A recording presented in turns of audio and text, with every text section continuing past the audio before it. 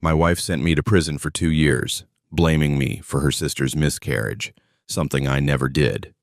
Every month they came to visit me, but I always refused to see them. The day of my release will also be the very day they lose everything. The courtroom smelled like old wood and broken promises. I remember that. I remember everything about that day.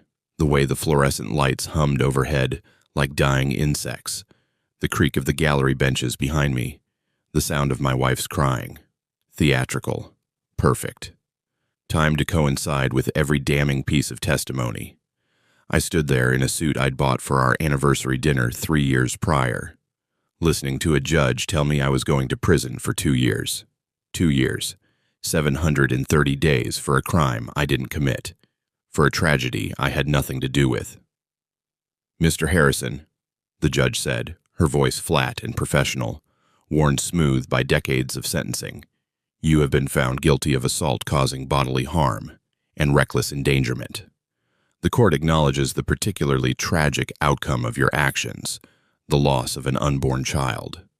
While you maintain your innocence, the evidence presented, including eyewitness testimony and medical records, paints a clear picture of culpability." Evidence.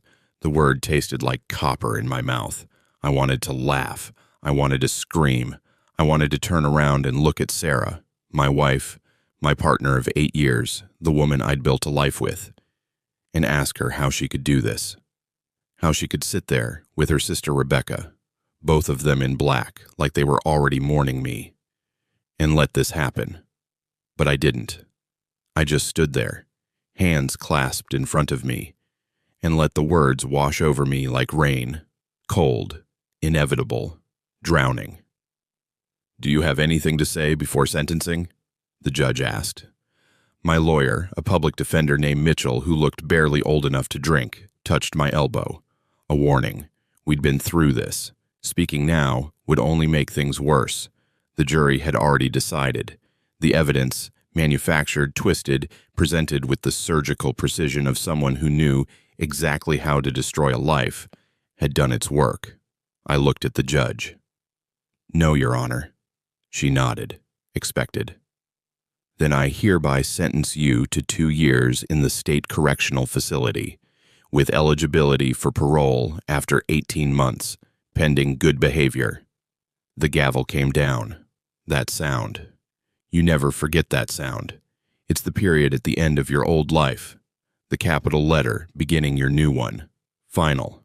Absolute. The sound of a door closing that you can't open from the inside. They led me away in handcuffs. Standard procedure.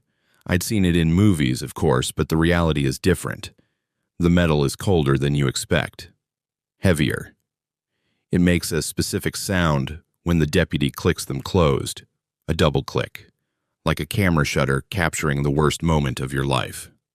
As they walked me past the gallery, I made the mistake of looking. Sarah was there, dabbing at her eyes with a tissue. Rebecca sat beside her, one arm around her sister's shoulders, her face a mask of righteous grief. Behind them, Sarah's parents, her brother, friends from our neighborhood. All of them looking at me like I was something that needed to be removed from society. A danger, a monster. Not one of them met my eyes. Not one. The holding cell was exactly what you'd imagine. Concrete, cold, smelling of industrial cleaner and human desperation. They put me there to wait for transport. 2 hours. 2 hours to sit on a metal bench bolted to the wall and think about how completely my life had just been dismantled. 3 months earlier, everything had been fine. Not perfect. Whose life is perfect? But fine. Good even. Sarah and I had our routines. Sunday morning farmer's market. Wednesday night dinners with her family. I worked in IT consulting, nothing glamorous but stable, well-paying. She managed a boutique marketing firm downtown. We had a house in the suburbs, 2 cars, a golden retriever named Murphy. We talked about having kids. Soon, we said, when the time is right. Her sister Rebecca had moved in with us temporarily after her divorce. Temporarily turned into 6 months.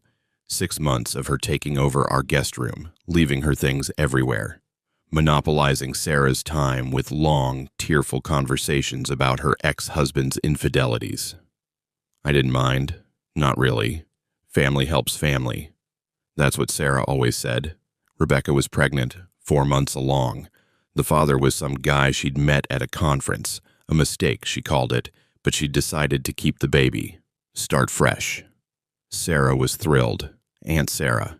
She'd already started buying tiny clothes, setting up a corner of the guest room with a bassinet. The night it happened, the night they claimed I caused the miscarriage, we'd had an argument. Rebecca and I. Nothing physical, nothing even particularly heated by my recollection. She'd borrowed my car without asking and returned it with an empty tank and a parking ticket. I was frustrated. I told her she needed to be more considerate.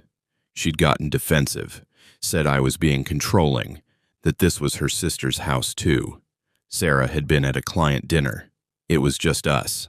Rebecca had stormed off to her room. I'd gone to bed. The next morning she was gone, taken to the hospital by ambulance, cramping, bleeding.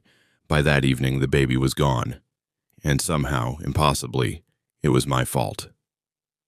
He pushed me, Rebecca told the police. We were arguing at the top of the stairs. He put his hands on me and pushed. I fell. I tried to catch myself, but she'd broken down then, in the recorded interview I'd later watch with my lawyer. Convincing. Devastating. The perfect victim. Sarah corroborated parts of it. She hadn't been there, but she'd seen the bruises on her sister's hip and shoulder. She'd seen the devastation. She'd heard my angry voice on the phone earlier that evening when I'd called to complain about the parking ticket. Medical records showed trauma consistent with a fall. A neighbor reported hearing raised voices, not the words, just the tone. Angry. Male. The prosecution built their case like architects building a house. Foundation. My frustration with Rebecca living with us, evidenced by text messages to a friend. Frame. The argument about the car. Walls. The neighbor's testimony. Roof. Rebecca's tearful account and the medical evidence. Circumstantial, my lawyer said. But circumstantial evidence convicts people every day. They never found any witnesses to the actual fall. No one who saw me push her. Because it didn't happen. But in the absence of contradictory evidence, the narrative held. The jury deliberated for 6 hours. Guilty. Now I was sitting in a holding cell, waiting for transport to a prison I'd only seen in my nightmares. The deputy who'd cuffed me earlier appeared at the bars. "Transport's here, Harrison." I stood. My legs felt distant, like they belonged to someone else. They walked me through a series of corridors, each one more institutional than the last, until we reached a loading bay where a prison van waited. White. Unmarked. Windows covered with metal mesh. 3 other men were already inside, chained to the bench seats. We didn't speak. What was there to say? We were all going to the same place. The reasons didn't matter anymore. The drive took 90 minutes. I watched the city give way to suburbs. Suburbs to farmland. Farmland to the kind of nowhere that exists specifically to hide places like Oakmont Correctional Facility. The prison rose from flat land, like a concrete tombstone. Guard towers. Razor wire, that particular shade of institutional beige that seems designed to drain hope from the human soul. Processing took hours. They took my clothes, my watch, the one Sarah had given me for our 5th anniversary, engraved with our initials, my wedding ring. Everything that marked me as myself went into a manila envelope with my name and prisoner number written in black marker. They gave me a uniform, orange, stiff, smelling of industrial laundry detergent. They photographed me, fingerprinted me. A doctor examined me, asking questions in a bored monotone while checking boxes on a form. Then they led me to my cell. Block D, cell 147, bottom bunk. My cellmate was a man named Torres, 50-something, in for embezzlement. He barely looked up when I entered, just gestured to the empty bunk with his chin and went back to his book. The cell was 8 feet by 10, 2 bunks, 1 toilet, 1 sink. a narrow window too high to see out of properly. This was going to be home for the next 2 years. I lay on the bunk and stared at the underside of Torres's mattress, at the springs and the stains, and thought about Sarah. Had she known? Had she and Rebecca planned this together? Or had Sarah simply believed her sister's lies? Were they celebrating right now, toasting my imprisonment? Or was Sarah at home, crying into Murphy's fur, believing she'd done the right thing? I didn't know. That was the worst part. After 8 years together, I genuinely didn't know if my wife had knowingly sent an innocent man to prison, or if she was just collateral damage in her sister's vendetta. Either way, I was here. And they were there, free, living in the house we'd bought together, sleeping in the bed we'd shared, moving through their days while I counted hours in a concrete box. That first night, I didn't sleep. I couldn't. Every sound was foreign. The clang of bars, the echo of voices, the industrial hum of ventilation systems. Torres snored above me, a steady rhythm that somehow made the silence between his breaths even louder. I thought about the trial, about Rebecca on the stand, her voice trembling as she described how I'd grabbed her shoulders and shoved her backward, how she'd tried to catch herself on the railing but missed, how she'd felt the baby kick just that morning and now. She'd broken down then. The prosecutor had called for a recess. The jury had looked at me with such disgust. I thought about Sarah's testimony, brief, painful. He'd been stressed about Rebecca staying with us. He never said anything directly, but I could tell he wanted her gone. That night when I got the call about the hospital, I knew. I just knew something terrible had happened. Not evidence, just feeling. But feelings sway juries. I thought about my own testimony. Calm, too calm probably. I'd told the truth, that Rebecca and I had argued, yes, but briefly, that I'd never touched her, that I'd gone to bed and she'd been fine, alive, upright, unharmed. The prosecutor had picked it apart. So you're saying she threw herself down the stairs, caused her own miscarriage? For what purpose, Mr. Harrison? I'd had no answer, because I didn't know. I still didn't know why Rebecca had lied. Resentment over my comments about the car, some deeper grudge I'd never noticed, or had something else happened that night, something she'd blame me for rather than accept responsibility. It didn't matter, not anymore. The truth had lost to the narrative, and I was going to spend 2 years paying for a crime that existed only in Rebecca's testimony and Sarah's willing belief. Torres shifted above me. The springs creaked. Somewhere down the block, someone was crying. Quiet, trying not to be heard. I closed my eyes and made myself a promise. 2 years. I would survive 2 years. I would keep my head down, serve my time. And when I got out, I would find the truth, however long it took, whatever it cost. I would find out what really happened that night, and I would make sure everyone knew. Not revenge, justice. There's a difference. I just had to survive long enough to deliver it. Prison has a rhythm you don't understand until you're inside it. Wake up at 5:30 to the sound of a buzzer that could wake the dead. Count. Breakfast in a cafeteria that smells like bleached metal and desperation. Work detail, or, if you're lucky, rec time. Lunch, more work. Dinner. Count again. Lockdown at 9. Lights out at 10. Every day. The same. Like being trapped inside a machine designed specifically to grind down anything that makes you human. I learned the rhythm quickly. You have to.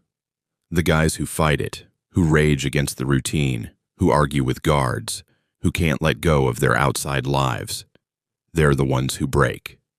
You can see it happening, day by day, piece by piece, until there's nothing left but anger and broken rules and extended sentences. I wasn't going to be one of them. Torres taught me the basics that first week, which guards to avoid, which inmates ran, which blocks, how to move through the facility without drawing attention. Invisibility, he said, was the most valuable skill in prison. Be boring. Be predictable. Be forgotten. You got people on the outside? He asked one night, maybe 4 days in.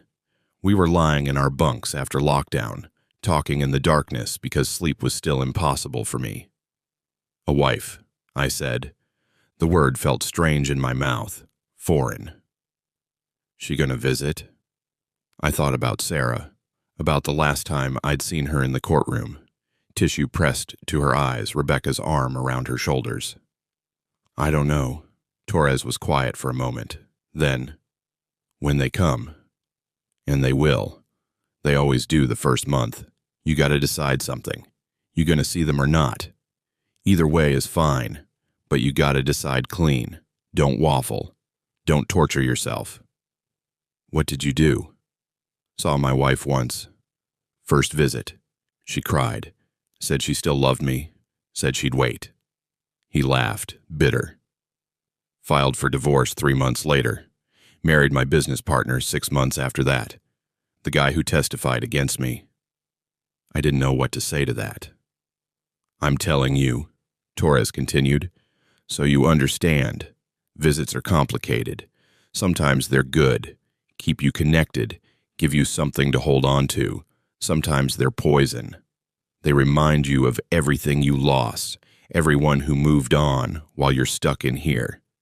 You gotta know which one it's gonna be before you walk into that visiting room. I thought about that a lot over the next few weeks.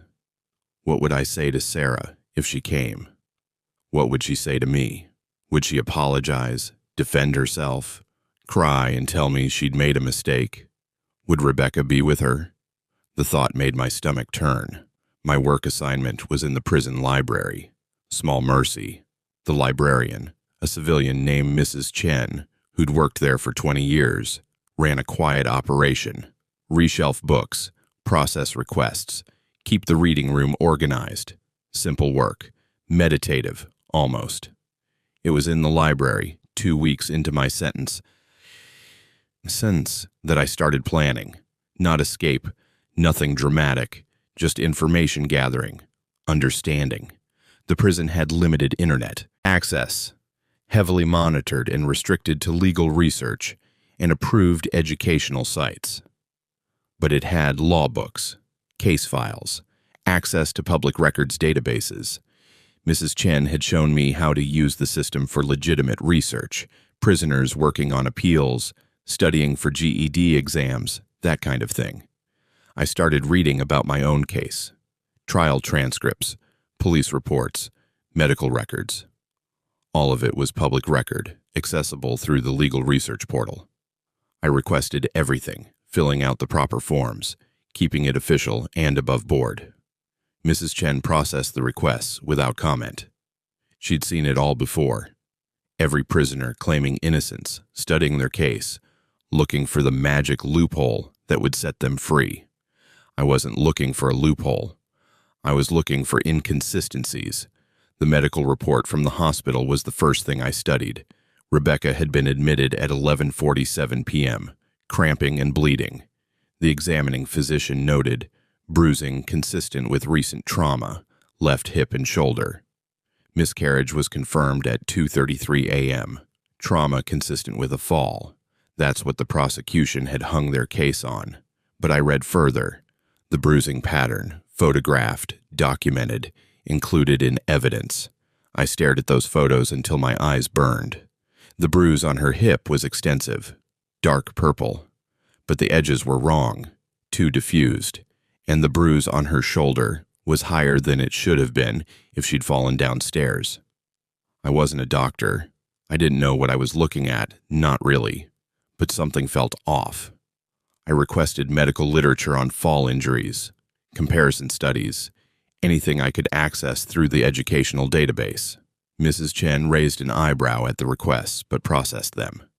Education was education. Kept prisoners occupied. I read at night after lockdown, using the dim light that bled in from the corridor. Torres never complained. He'd seen this before too. The obsession, the need to understand. You gonna appeal? He asked one night. Maybe. Eventually. You actually innocent? I looked up at the underside of his bunk. Yeah. He was quiet for a while. Then, a lot of guys in here say that. I know. But you believe it. I can tell. Does it matter what I believe? Torres shifted above me. In here? No. Outside? Maybe. Depends on what you're willing to do about it. I went back to reading, building a picture in my mind. Rebecca. The argument. The timeline. Something didn't add up, but I couldn't see it yet. Like looking at one of those optical illusions where the image is right in front of you, but your brain can't process it until someone shows you what to look for. 3 weeks in, the first visitor request came. I was reshelving books in the medical section when a guard appeared at the library door. Harrison, you got a visitor request for Saturday, you accepting? My hands froze on the book I was holding. Some outdated medical textbook from the 1990s. I stared at the spine, at the faded letters, and felt my heart kick against my ribs. Who is it? I asked. The guard consulted his clipboard. Sarah Harrison, listed as spouse. Sarah, not Rebecca, just Sarah. Harrison, the guard prompted. You accepting or not? I got other rounds to make. Torres's words echoed in my head. You gotta decide clean. Don't waffle. No, I heard myself say. Denied. The guard shrugged and made a note. Your call. He left. I stood there in the medical section holding a textbook on emergency medicine and felt something shift inside my chest. Relief, maybe, or grief. I couldn't tell the difference anymore. Mrs. Chen appeared at the end of the aisle. You okay, Marcus? It was the first time she'd used my first name. The kindness of it nearly broke me. Yeah, I managed. I'm okay. She nodded slowly. That library cart in the corner needs attention when you're ready. No rush. She walked away, giving me space to breathe, to process, to not fall apart in the middle of the prison library. I went back to work, shelved books, organized the cart, moved through the routine like Torres had taught me. Be boring, be predictable, be forgotten. But inside, something was changing. The second visitor request came a week later. Same guard, same clipboard. Sarah Harrison again, Saturday at 2. You accepting? No. The third request came 2 weeks after that. This time, 2 names. Sarah Harrison and Rebecca Foster, joint visit request. I almost laughed. Rebecca, the woman who'd put me here. Coming to visit like this was some kind of social call, like we were going to sit across from each other in a visiting room and have a pleasant conversation about the weather. No, I said, firmer this time. The guard shrugged again. He didn't care. None of them cared. We were all just file numbers and cell assignments to them. But I cared. God help me. I cared that they kept trying, that they showed up every week like clockwork, requesting to see me. What did they want? Forgiveness? Reconciliation? To see me broken? I lay awake that night thinking about it. Torres was already asleep, snoring his steady rhythm overhead. The block was quiet except for the usual sounds, toilets flushing, someone coughing, the constant electric buzz of fluorescent lights that never fully turned off. What if Sarah was genuine? What if she had realized her mistake? What if she'd come to tell me she'd discovered the truth, that Rebecca had lied, that she was working to get me out? The thought was seductive, dangerous. I could feel it pulling at me, trying to open a door I deliberately sealed shut. No, Torres was right. Visits were poison. They kept you connected to a world that had moved on without you. They gave you hope, and hope in here was just another word for suffering. I needed to focus, research, evidence. Understanding what had actually happened that night. That was concrete. That was something I could control. In the library the next day, I requested the police report again, read it for the dozenth time. The responding officers had arrived at the hospital, not our house. They'd interviewed Rebecca there while she was still bleeding, still in trauma. Her statement had been given in the emergency room, documented by Officer Patricia Valdez. I read that statement until I had it memorized. We were arguing. He was so angry. About the car, about me staying too long, about everything. I told him I'd be gone soon, after the baby came. That seemed to make him angrier. He said I was ruining his life, ruining his marriage. He grabbed my shoulders. I could feel his fingers digging in, then he pushed, hard. I tried to catch the railing, but I missed. I fell. I remember falling. Then pain, so much pain. I knew immediately something was wrong. The baby. That's where the statement ended. She'd been unable to continue. But I focused on the details, the timeline. She'd called 911 at 11:34 p.m. The argument had supposedly happened around 11, which meant 13, maybe 14 minutes between the fall and the call. What had she been doing for 13 minutes? The medical records showed she'd driven herself to the hospital. Her car was in the hospital parking lot when the police arrived. So she'd fallen, potentially lost her baby, and then driven herself to the emergency room. I made notes. Careful, detailed. Mrs. Chen didn't comment, but I saw her watching sometimes, her expression unreadable. A month in, I'd established a routine. Wake, count, breakfast, library work, lunch, more library work, recreation hour, which I spent in the yard walking laps, alone, dinner, count, reading, sleep when it came. The visitor requests kept coming, every week. Sometimes Sarah alone, sometimes both of them. Once, just Rebecca. That one made me laugh. Rebecca, requesting a solo visit. What would we talk about? How she'd perjured herself. How she'd destroyed my life. How the baby she'd lost might not have had anything to do with me at all. I denied them all. Torres noticed. Still refusing visits? Yeah. They still requesting? Every week. He was quiet, thinking, then, that's interesting. How so? Most people, you deny them a couple times, they stop trying, move on. But every week, for a month, that's persistent. Maybe they feel guilty. Maybe, or maybe they're worried about something. I looked up at his bunk. Like what? Like what you might do when you get out. Like what you might know. Like whether you're in here planning something. He paused. Are you? I thought about my notes, my research, the inconsistencies I was starting to see in Rebecca's story, the timeline that didn't quite add up, the medical evidence that suggested something more complex than a simple push down the stairs. I'm just trying to understand what happened, I said. Torres laughed softly. That's how it starts. Understanding. Then comes the planning. Then comes the doing. I've seen it 100 times in here. You think I shouldn't?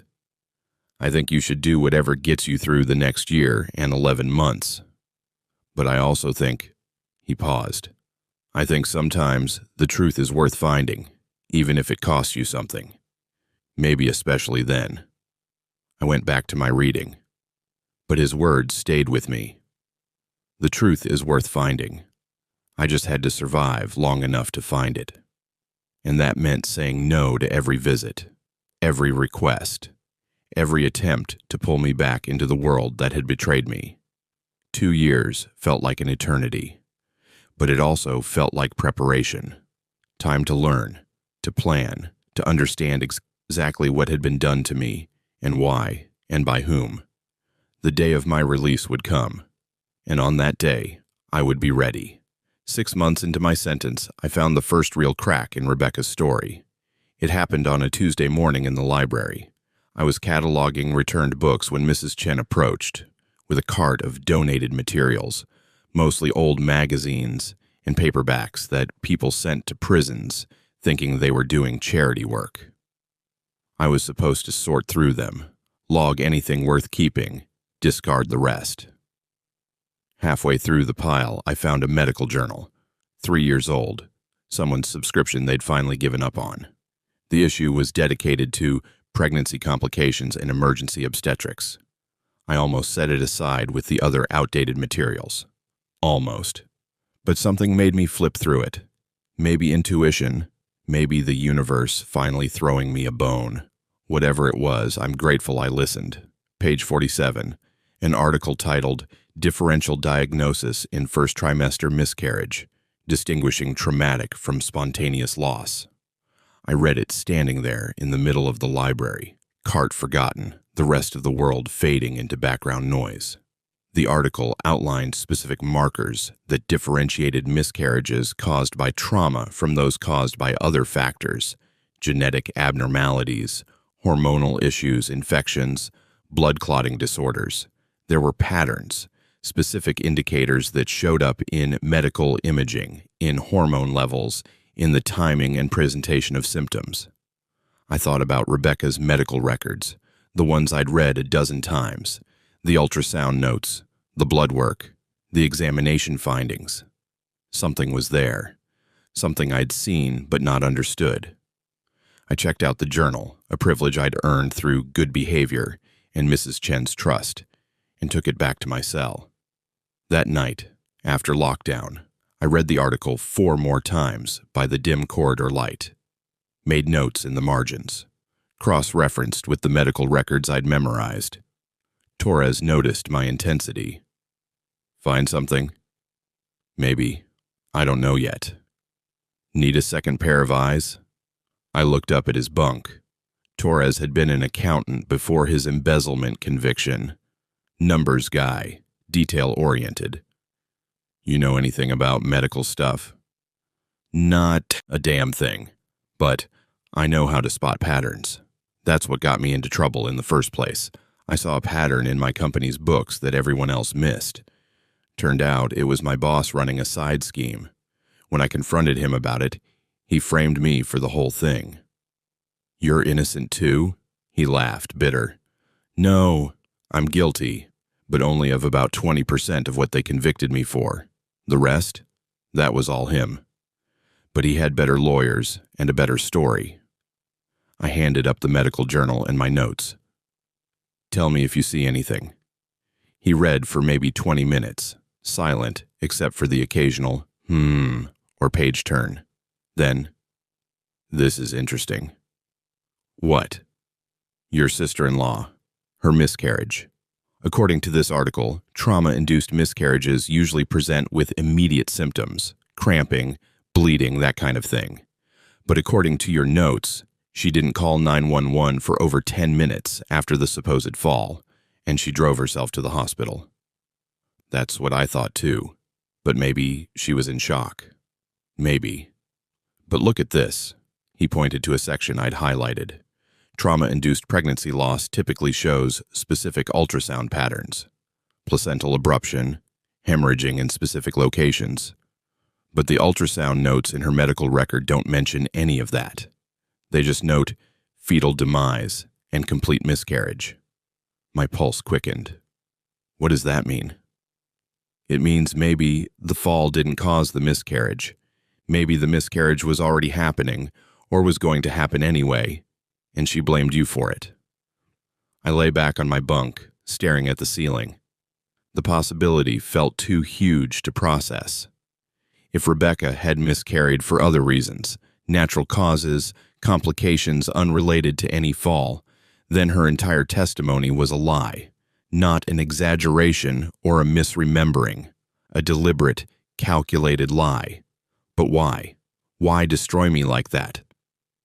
You need an expert, Torres said, handing back the journal. Someone who can actually read these medical records and tell you what happened. I can spot the pattern, but I can't prove anything. I'm in prison. How am I supposed to find an expert? Appeals attorney. They have access to expert witnesses, medical consultants, people who can actually build a case. With what money? I'm broke, lost my job, lost everything. Torres was quiet for a moment.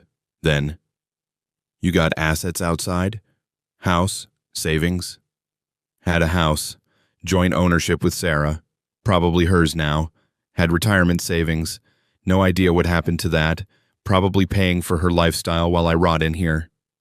Then you start planning. When you get out, you get access to your finances, figure out what you actually have, and you hire someone to look into this properly. In the meantime, you keep researching, keep finding cracks, build your case piece by piece. It made sense, cold, logical, but it also meant accepting that I had 18 more months of this before I could do anything concrete. 18 months of sitting in this cell while Sarah and Rebecca lived their lives, free and unpunished. The thought made my jaw clench. "Easy," Torres said, seeing my expression. "That's how guys in here lose it. They think about all the time they're wasting, all the injustice, and it eats them alive. You gotta stay focused on what you can control, research, planning, preparation." He was right. I knew he was right. But God, it was hard. The visitor requests continued, like clockwork, every week. Week 7, Sarah alone. Week 8, Sarah and Rebecca. Week 9, Sarah alone. Week 10, Sarah, Rebecca, and Sarah's mother, Linda. That last one almost broke my resolve. Linda had always been kind to me, welcomed me into the family, said I was the son she never had.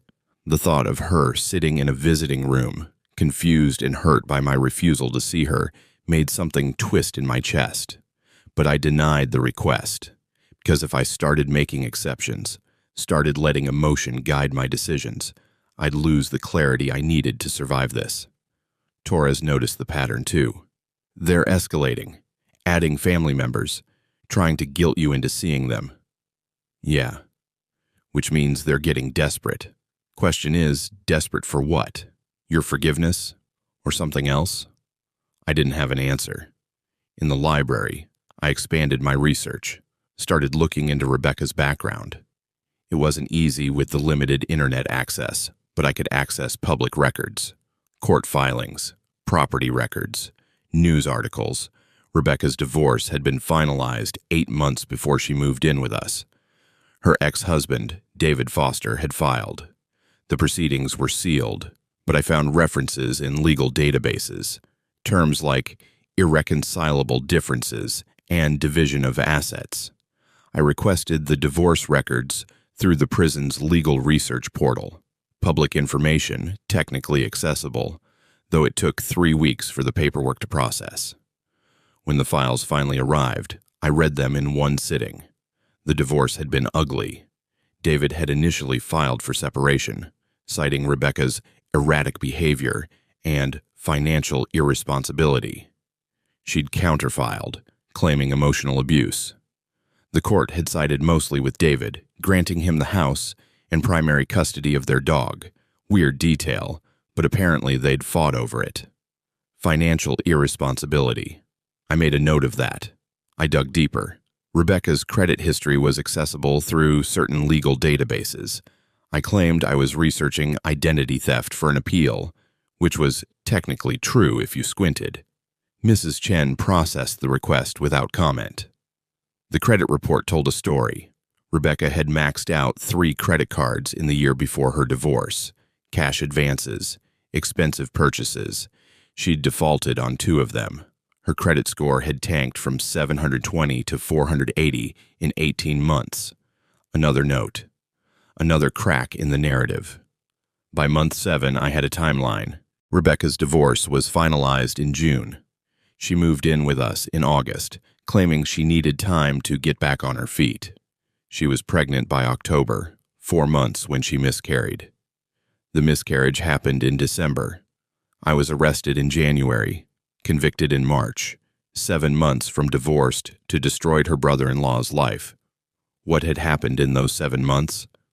I started writing letters, carefully worded, professional. I sent one to David Foster, Rebecca's ex-husband, in care of his business address. I'd found it through public business registries. I kept it simple. Mr. Foster, you don't know me, but I'm married to your ex-wife's sister. I'm currently serving time for a crime related to Rebecca, and I'm trying to understand some inconsistencies in what happened. If you're willing to share any information about Rebecca's behavior patterns or medical history during your marriage, I would be grateful. I understand this is unusual, and you're under no obligation to respond. Respectfully, Marcus Harrison. I sent it with no real hope of receiving a response.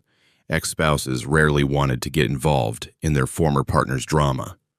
But it was a thread, something to pull. Mrs. Chen noticed I was sending personal mail. You reaching out to people on the outside? Trying to piece together what actually happened, why I'm in here. She studied me for a long moment. You really are innocent, aren't you? Yeah. Most people who say that are lying. To me, to themselves, to everyone. But you have that look. Like you're trying to solve a puzzle instead of protest your conviction. There's a difference. Oh yes, guilty people protest, loudly. They claim conspiracy and injustice and rail against the system. Innocent people, truly innocent people, they get quiet. They study. They try to understand how the world could be so fundamentally wrong about them. Her words settled over me like a blanket. Recognition. Validation. Does it matter? I asked. Being actually innocent? In here, not much. The system doesn't care. But out there, she gestured vaguely toward the world beyond the prison walls. Out there, truth has a way of surfacing. Eventually. The question is whether you'll be ready when it does. I thought about that constantly. Being ready. What did that even mean? Having evidence, having a plan, having the emotional fortitude to face Sarah and Rebecca and everyone who'd believed their lies. Month 8 brought a change in the visitor pattern. The request came on a Wednesday instead of the usual Saturday, and it wasn't Sarah or Rebecca. It was my former boss, Alan Chen. No relation to Mrs. Chen, despite the shared last name. I stared at the request form, confused. Alan and I had been friendly but not close, work colleagues. We'd gotten drinks a few times after major project completions. He'd seemed genuinely shocked when I was arrested, had even offered to write a character reference for my trial, though my lawyer had decided against using it. Why was he here? I accepted the visit. My first in 8 months. Torres raised his eyebrows when I told him, but didn't comment. The visiting room was exactly as depressing as I'd imagined. Fluorescent lights, plastic chairs bolted to the floor, a guard station in the corner. Everything designed to remind you that even this small connection to the outside world was mediated by the state, by rules, by power you didn't have.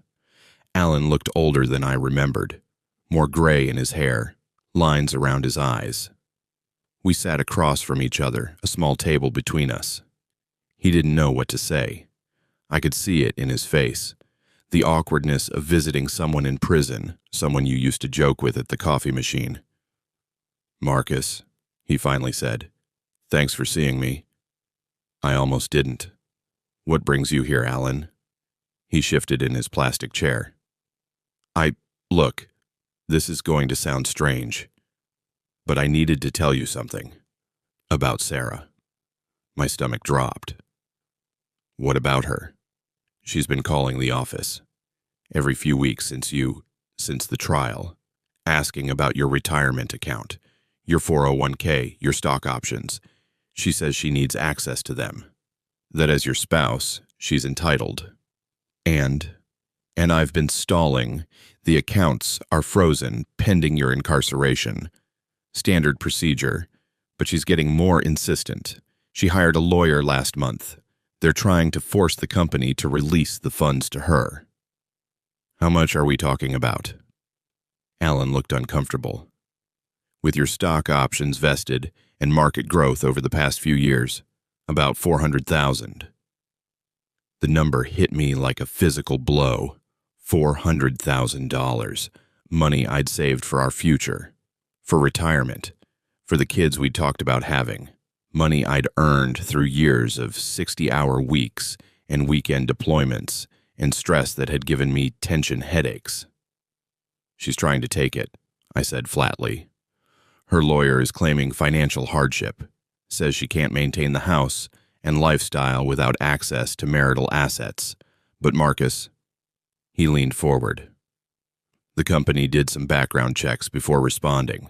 Standard due diligence. Sarah's not hurting for money. Her firm is doing well. She bought a new car 3 months ago. Took a vacation to Aruba. This isn't about need. It's about getting everything she can before I get out. Alan nodded. Hoot. That's what it looks like to me. I can stall for maybe another 6 months, but eventually the lawyers will win. The money will get released. I wanted you to know. I wanted you to have a chance to, I don't know, protect yourself somehow. I sat back, processing. Sarah was already dividing the assets, already assuming our marriage was over, already taking what she could. There's something else, Alan said. Your position. HR has been asking what to do about it. You're technically on unpaid leave, but there's a time limit. They're going to terminate you officially next month. I expected that. I can't stop it, but I can make sure your severance package is processed. It's not much, maybe $40,000, but it'll go into a separate account, one Sarah can't touch. I'll make sure of that. I looked at him, really looked at him. This man who barely knew me, who had no obligation to care, who'd driven 2 hours to a prison to warn me about my wife's financial maneuvering. Why are you doing this, Alan? He was quiet for a moment. Then, because I worked with you for 5 years, and I never saw you be anything but honest. Hardworking, decent. And when you were arrested, something about it didn't sit right. The guy I knew wouldn't push a pregnant woman down the stairs, wouldn't hurt anyone really, so either you're the world's best actor or something else is going on.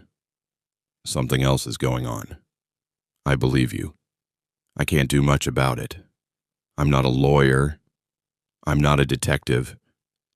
But I can make sure you have something waiting for you when you get out. A foundation to rebuild from. We talked for another 20 minutes. About the company, about people we'd worked with, normal things, human things. It was the first normal conversation I'd had in 8 months. When the guard announced visiting hours were ending, Alan stood. Good luck, Marcus. Whatever you're planning, whatever happens when you get out, good luck. I watched him leave, then walk back to my cell in a daze. Torres was reading when I got there. He looked up. How'd it go?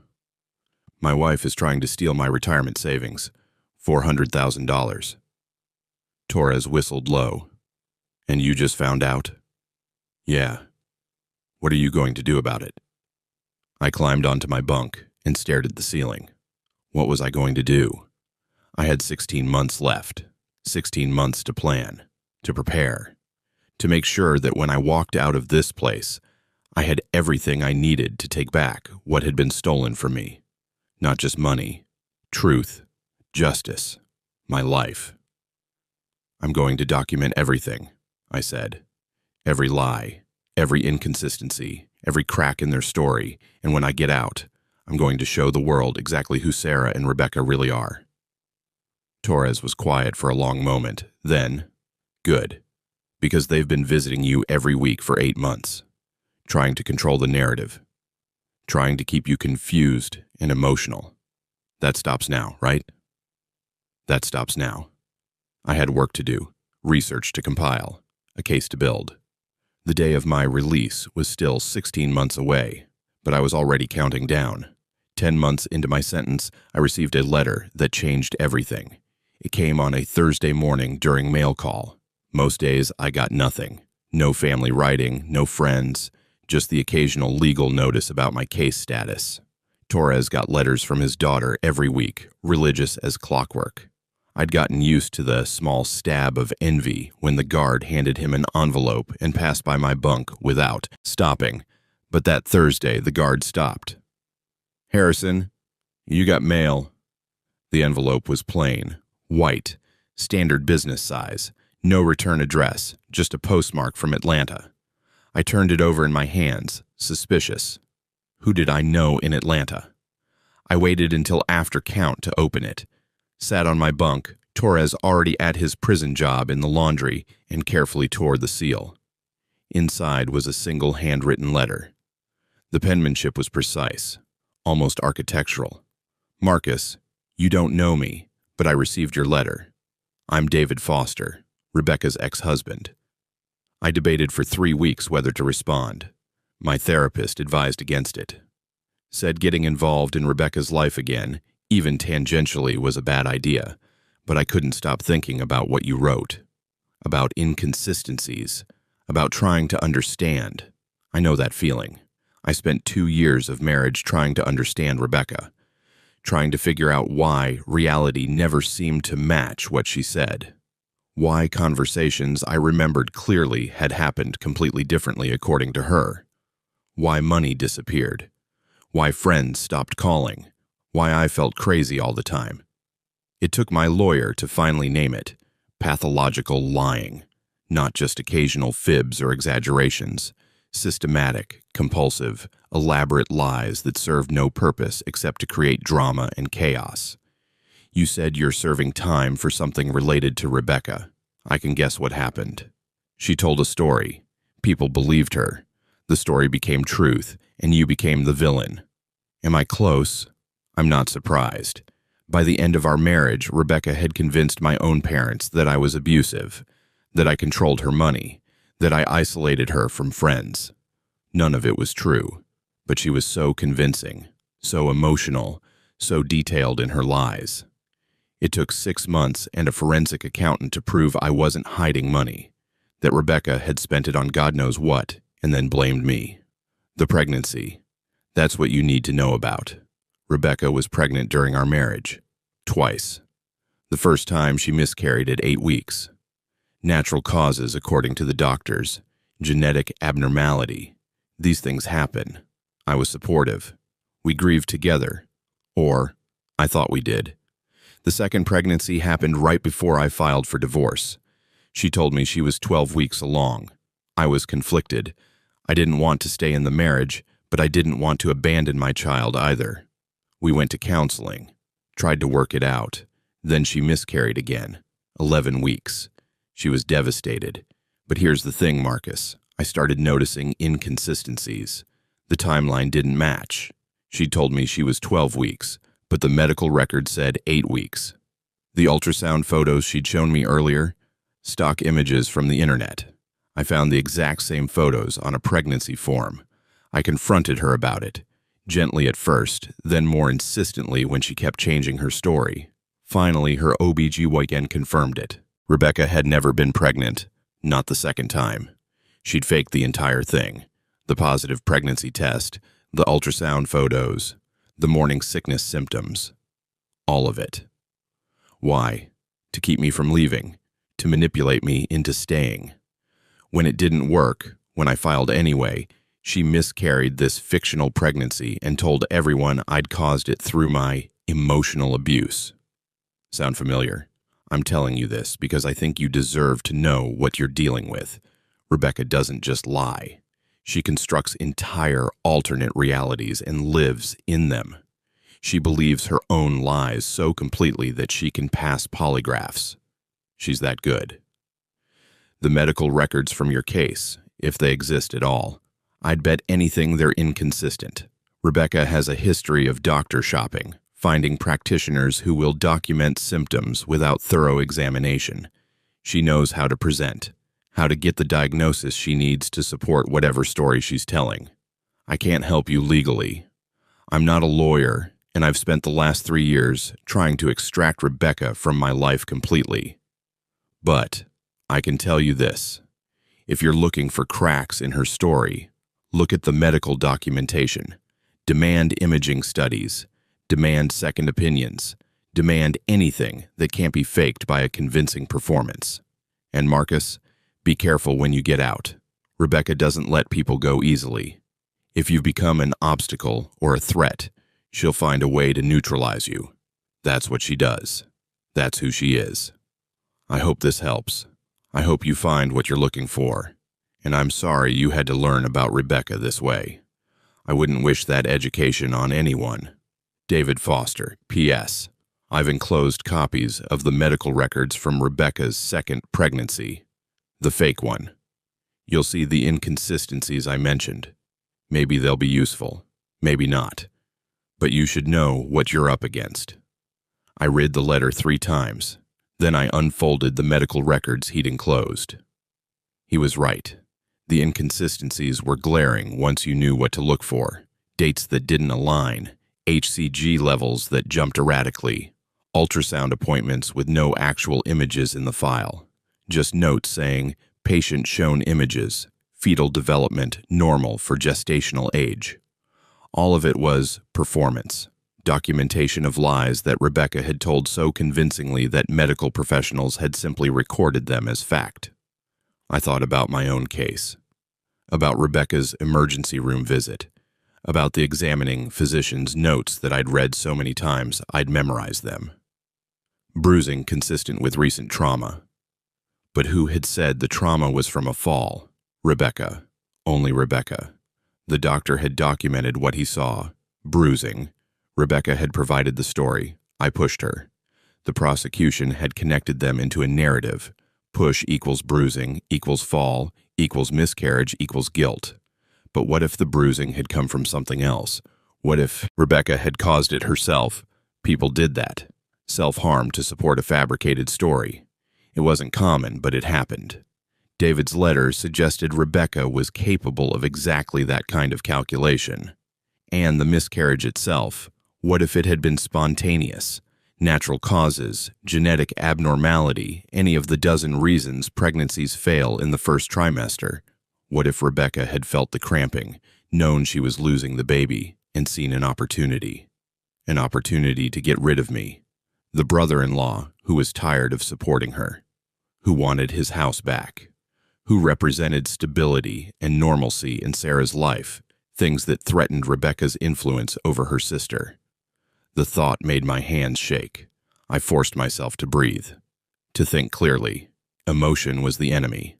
I needed facts, evidence, proof. I read David's letter again, focusing on specific phrases. Doctor shopping, finding practitioners who will document symptoms without thorough examination. The emergency room physician who'd examined Rebecca. I'd never questioned his credentials or his thoroughness, because why would I? He was an ER doctor at a reputable hospital, but which doctor specifically? I pulled out my trial notes, copies of documents I'd requested through the legal research portal. Dr. James Martinez, attending physician. He'd been on shift when Rebecca arrived.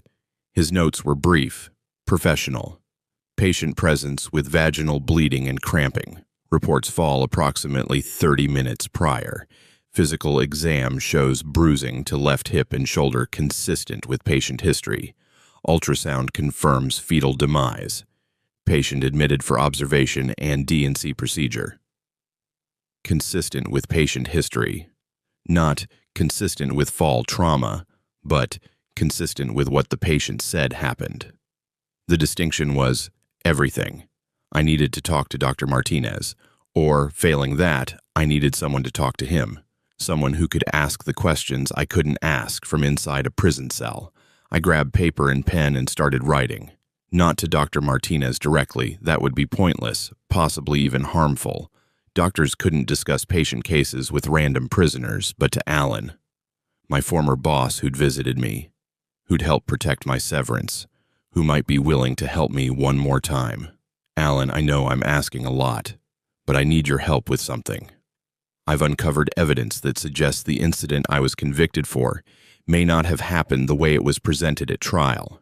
Specifically, I need someone to obtain medical records and potentially interview the attending physician. I can't do this from inside. I don't have resources or access. But if you could help me find a private investigator, someone who could look into this properly, I have about $40,000 in severance coming. I'd use every penny of it if it meant proving my innocence. I'm not asking you to believe me. I'm asking you to help me find someone who can investigate objectively. If I'm wrong, if I'm grasping at straws, the evidence will show that. But if I'm right, if I was convicted based on fabricated testimony, then I deserve a chance to prove it. Please, I have 14 months left in here. 14 months to build a case before I'm released. I can't do it alone. Marcus. I sent the letter that afternoon during mail call. Then I showed David Foster's letter to Torres. He read it silently, his expression growing darker with each paragraph. When he finished, he handed it back and was quiet for a long moment. "That's a sociopath," he finally said. "What he's describing. That's not just lying. That's pathological manipulation." "I know. And she's your sister-in-law, living in your house, married to your wife's sister. Wait, she's not married anymore, is she?" "Divorced. Moved in with us after." Torres shook his head. "So she lost her husband, lost her financial stability, moved in with you and your wife, and then when you started pushing back, she destroyed you, removed you from the equation entirely. That's what it looks like." "And your wife, Sarah, she believes all this? She's going along with it?" That was the question that haunted me, that kept me awake at night. Was Sarah a willing participant in Rebecca's lies, or was she a victim too? Had Rebecca manipulated Sarah the same way she'd manipulated everyone else? Or were they partners in this destruction? "I don't know," I admitted. "That's what I need to find out." The visitor requests had continued throughout my incarceration, every single week for 10 months. Sometimes Sarah alone, sometimes both sisters. Once, Sarah's entire family. I denied them all, but now I wondered, what were they saying in those visiting room requests? What story were they telling themselves about why I wouldn't see them? Did Sarah think I was angry, ashamed? Or did she know exactly why I was refusing? Because I was building a case piece by piece, and I couldn't risk giving anything away? "You need to maintain the silence," Torres said, reading my thoughts. "Don't see them. Don't respond. Don't give them any information about what you're thinking or planning. Let them wonder. Let them worry. They're trying to take my money. Sarah hired a lawyer to get access to my retirement account." Of course she did, because she knows, maybe not consciously, maybe not explicitly, but some part of her knows that when you get out, there's going to be a reckoning. She's preparing, taking what she can while you're locked up and helpless.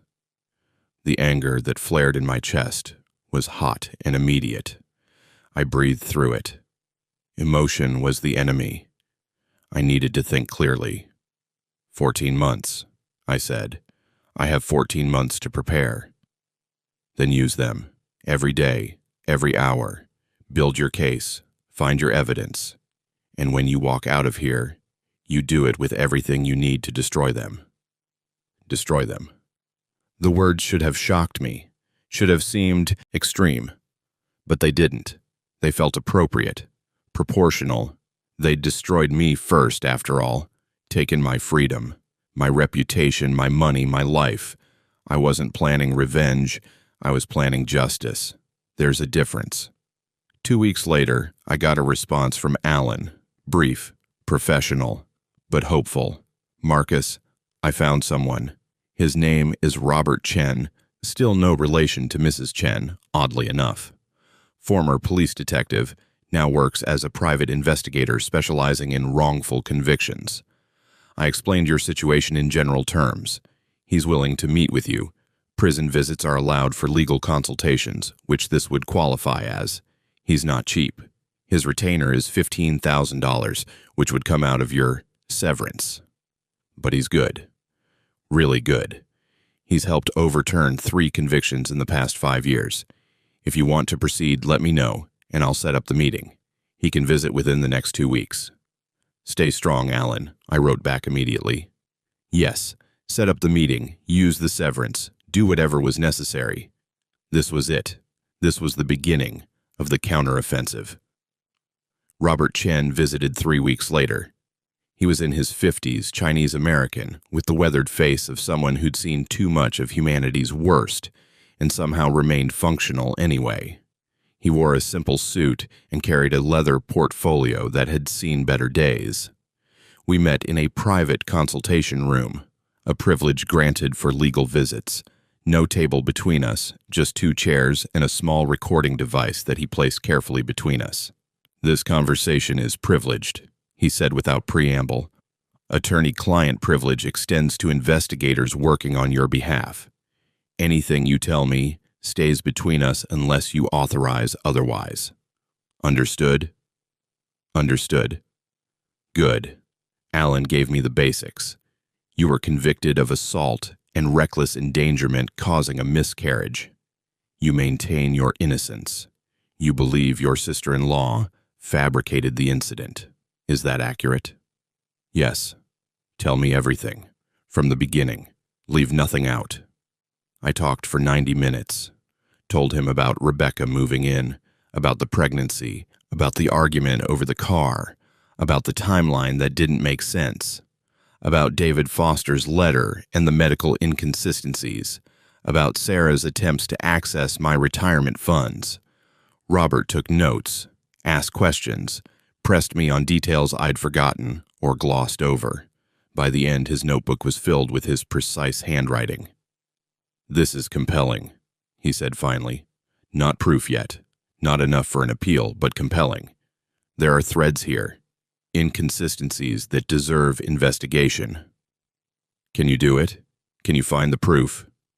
I can try. I'll need access to the complete medical records, not just the trial exhibits. I'll need to interview the examining physician if possible, though that's tricky. I'll need to background Rebecca thoroughly. Financial records, medical history, prior relationships. I'll need to trace her movements the night of the alleged incident. How long will that take? 3 to 6 months if I'm lucky, longer if people don't cooperate. And Marcus, he leaned forward. You need to understand something. Even if I find proof that Rebecca lied, even if I can demonstrate that the medical evidence doesn't support the conviction, overturning a jury verdict is incredibly difficult. The legal system is designed to preserve convictions, not reverse them. We'd need something dramatic, something undeniable. Like what? Like Rebecca confessing. Like finding evidence she faked the entire pregnancy. Like medical records that prove the miscarriage was impossible to have been caused by trauma. Something that makes the jury verdict not just questionable, but obviously, demonstrably wrong. I thought about David's letter, about the fake pregnancy, about Rebecca's history of elaborate deception. She's done it before, I said. Faked a pregnancy, faked a miscarriage. Her ex-husband has documentation. Robert's expression sharpened. You have contact with the ex-husband? He wrote to me, unsolicited, after I sent him a letter asking about Rebecca's behavior patterns. I need that letter. I need everything he sent you, and I need permission to contact him directly. You have it, whatever you need. We talked for another 30 minutes about strategy, timeline, costs. The $15,000 retainer would cover about 3 months of investigation. After that, we'd reassess based on what he'd found. It was more money than I'd ever spent on anything except the house. But what else was I going to do with it? The money meant nothing if I couldn't clear my name. If I couldn't prove that I'd been framed. If I couldn't get my life back. When Robert left, I felt something I hadn't felt in 10 months. Hope. Dangerous, Torres had said. Hope in prison was poison. But I didn't care. For the first time since the verdict, I had someone on the outside working for me. Someone who believed my story enough to investigate it. Someone with the skills and resources to find the truth. I walked back to my cell with my head up, shoulders back. For the first time in 10 months, I didn't feel like an inmate. I felt like a man preparing for war. Torres noticed the change immediately. The investigator visit went well. Very well. He's taking the case. Good. Because you've got another visitor request. Came in while you were in the meeting. I looked at the request form. Sarah and Rebecca. Again. Week 43 of trying to see me. I checked the box. Denied. 14 months to go. 14 months until I walked out of this place with everything I needed to take back what they'd stolen. I could wait 14 months. I'd waited this long. Robert Chen worked fast. His first report arrived 6 weeks after our initial meeting. 37 pages, single-spaced, detailing everything he'd uncovered about Rebecca Foster née Morrison. Reading it was like watching a puzzle assemble itself. Pieces I'd sensed were there, suddenly clicking into sharp, undeniable focus. The report opened with a timeline. Rebecca Morrison Foster.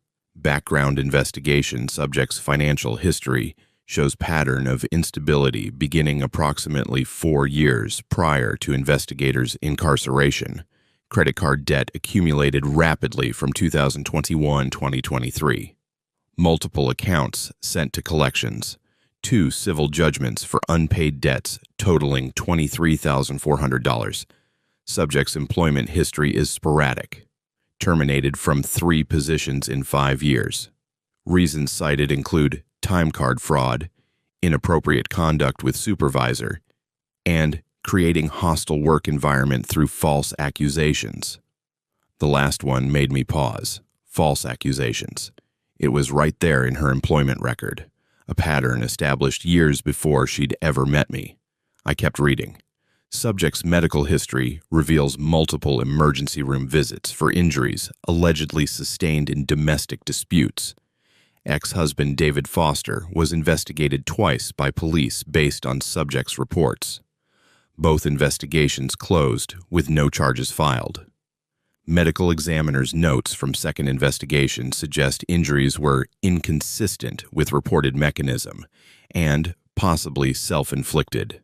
Self-inflicted, just like David had suggested in his letter. Robert had interviewed 3 of Rebecca's former co-workers from her last job, a marketing firm she'd worked at for 8 months before being terminated. Interview summary. Jennifer Walsh, former colleague. Rebecca was charming at first, really friendly, always offering to help with projects. But things would go wrong around her constantly. Her computer would crash and she'd lose work. Someone would steal her lunch from the office fridge. A client would mysteriously receive the wrong files, and she'd blame it on IT or whoever was convenient. The breaking point was when she accused our manager, Tom, of sexual harassment, said he'd cornered her in the supply room and made inappropriate comments. The company investigated thoroughly. They had to. But the security cameras showed Rebecca had been in the supply room alone for 40 minutes that day. Tom was in a client meeting across town with 6 witnesses. When confronted with the video evidence, Rebecca claimed the cameras must have been tampered with, that Tom had powerful friends in IT who'd edited the footage. It was insane. They terminated her the next day, and honestly, everyone was relieved. The pattern was unmistakable. Rebecca created chaos, then positioned herself as the victim of that chaos. When caught in lies, she doubled down, created more elaborate explanations, blamed increasingly distant conspiracies, and everyone around her either believed her or simply wanted her gone. I thought about Sarah, sweet, trusting Sarah, who'd always seen the best in people, who'd taken her sister in without hesitation, who'd believed Rebecca's tears and trauma without question. How could she not? Rebecca had been practicing this her entire adult life. Robert's report continued with the medical investigation. This section was 20 pages alone, dense, technical, but devastating. He'd obtained Rebecca's complete medical records from the night of the miscarriage, not just the trial exhibits, but everything. Intake forms, nursing notes, laboratory results, imaging studies, medical analysis, December 16, 2024. Subject presented to St. Catherine's Hospital ER at 11:47 p.m., complaining of vaginal bleeding and abdominal cramping. Stated she had fallen downstairs approximately 45 minutes prior. Reported time of fall, 11:02 p.m., based on subject's statement. Initial examination by Dr. James Martinez noted bruising to left hip and left shoulder. However, detailed photographic evidence shows bruising pattern inconsistent with acute trauma. Bruising exhibits characteristics of 24-48-hour-old contusions, including well-defined borders, color gradation from purple center to green-yellow edges, no associated swelling or acute inflammation, Pattern suggests multiple impacts over time rather than single traumatic event. I read that paragraph 3 times. The bruises were old, days old. Not from the night she claimed I pushed her. From before. Robert had consulted with Dr. Patricia Yoon, a forensic pathologist specializing in injury analysis. Her assessment was clinical and damning. Based on photographic evidence, the bruising pattern documented in Ms. Foster's medical records is incompatible with the timeline presented in her statement. Fresh traumatic bruising presents with distinct characteristics, including acute swelling, erythema, and uniform coloration. The bruising documented in these photographs shows clear signs of evolution over 24-48 hours minimum. Furthermore, the location and pattern of bruising is inconsistent with a fall down stairs.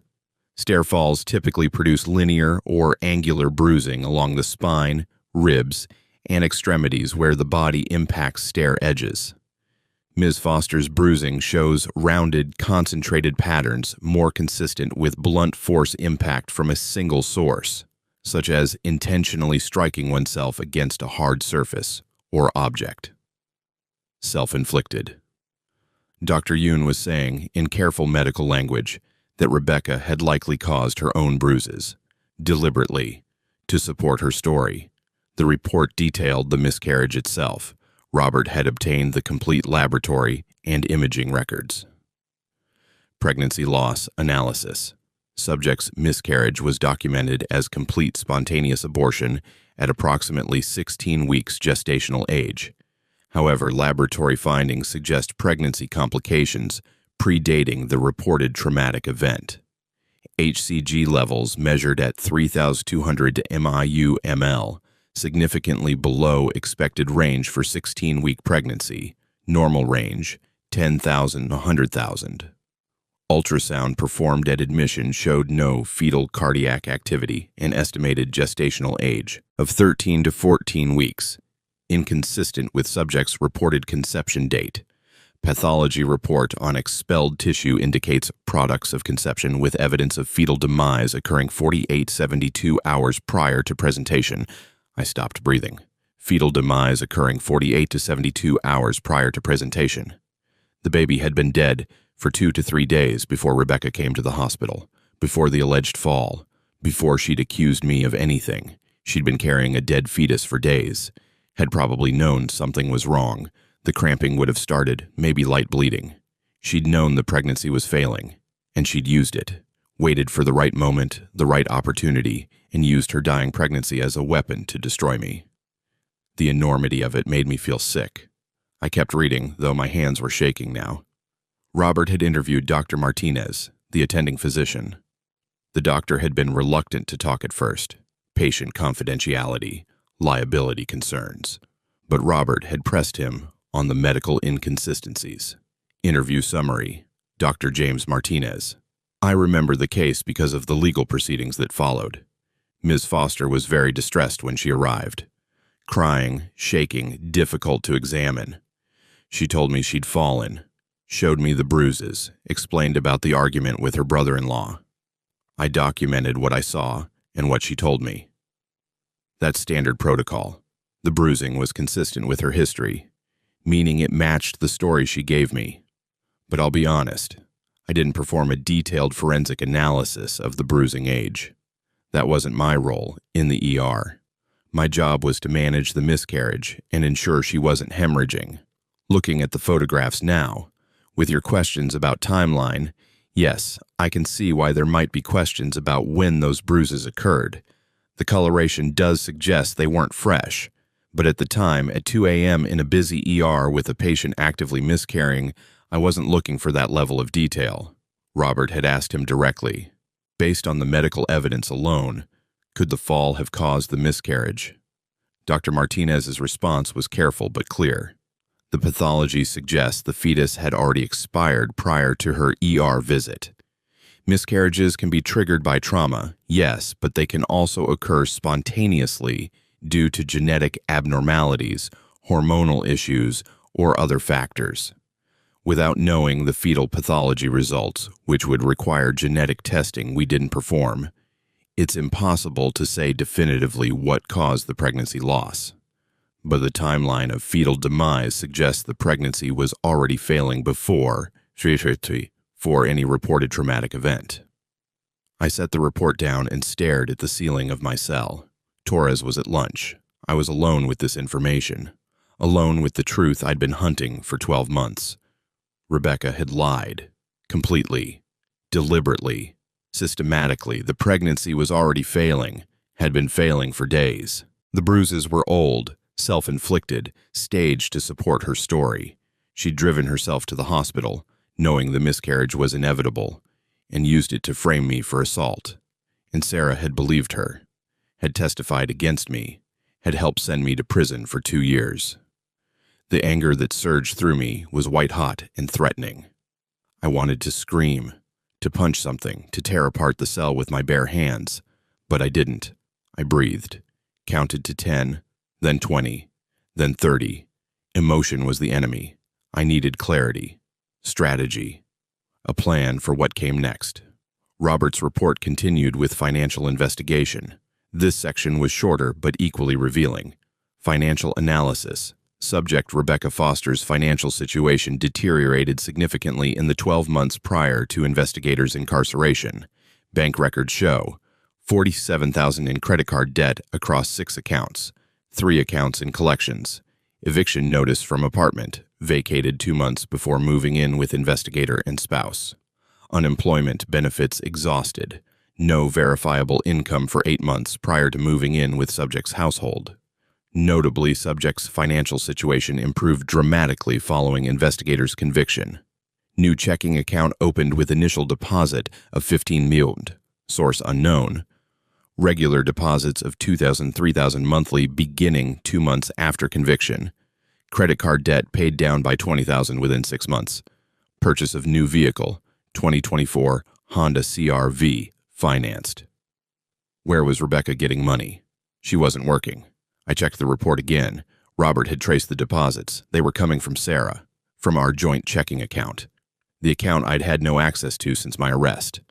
Sarah was giving Rebecca money, thousands of dollars, money I'd earned. Money from our joint account that was supposed to be for our mortgage, our bills, our future. The report included bank statements showing the transfers. February 2025, $25,000 to Rebecca Foster. March 2025, $3,000 to Rebecca Foster. April 2025, $2,000 to Rebecca Foster. May 2025, $3,500 to Rebecca Foster, on and on, every month, bleeding our account to support Rebecca's lifestyle while I sat in a cell. I did the math. Over 12 months, Sarah had transferred approximately $35,000 to her sister, $35,000.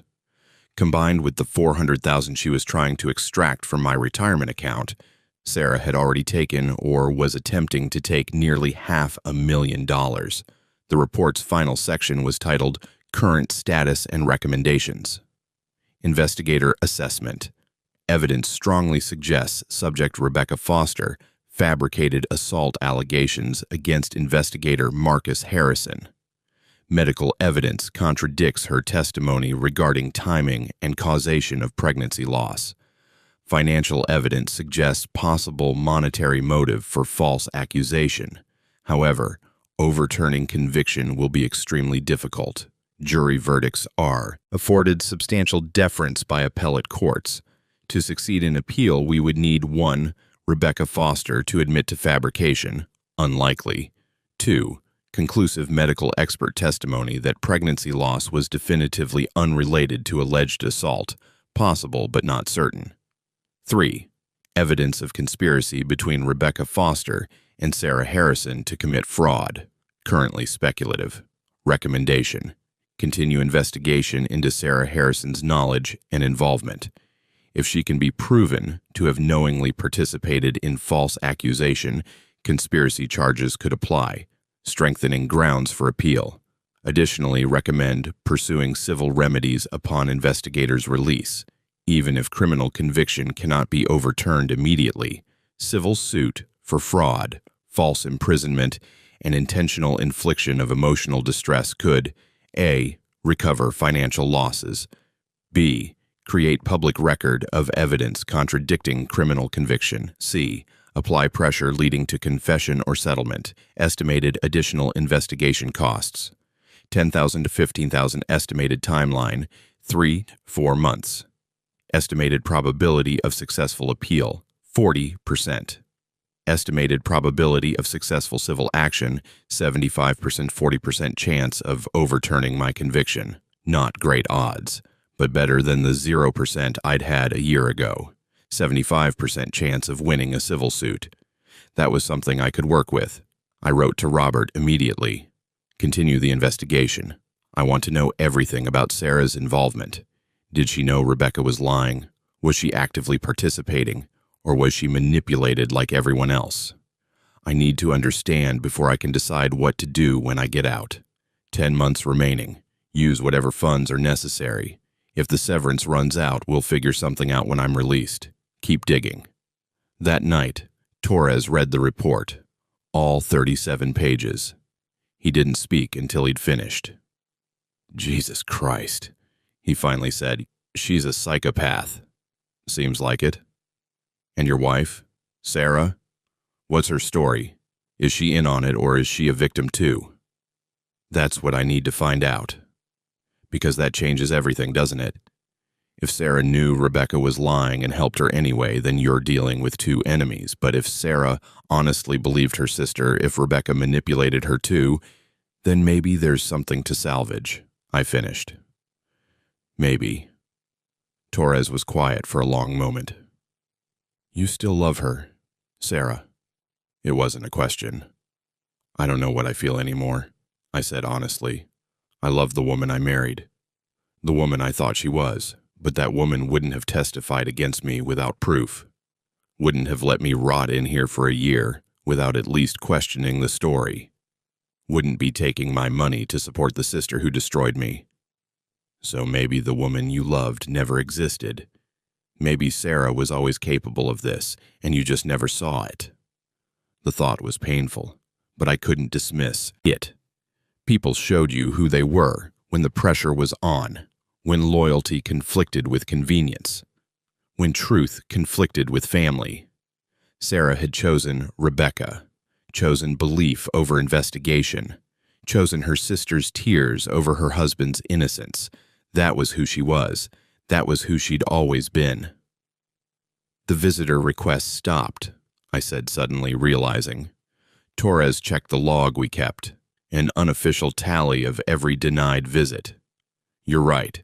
Last request was 3 weeks ago, week 47. Nothing since. Why would they stop now? Maybe they're worried.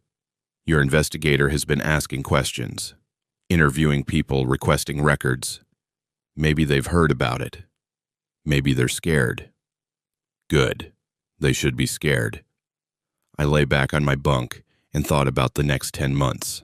Robert would keep investigating, keep building the case, keep finding cracks in Rebecca's lies and Sarah's complicity, and I would keep preparing, keep studying, keep planning for the day I walked out of here with everything I needed to reclaim my life. The law might not be on my side. 40% chance of appeal wasn't great. But I didn't need the law to deliver justice. I just needed the truth, the evidence, the undeniable proof of what had been done to me.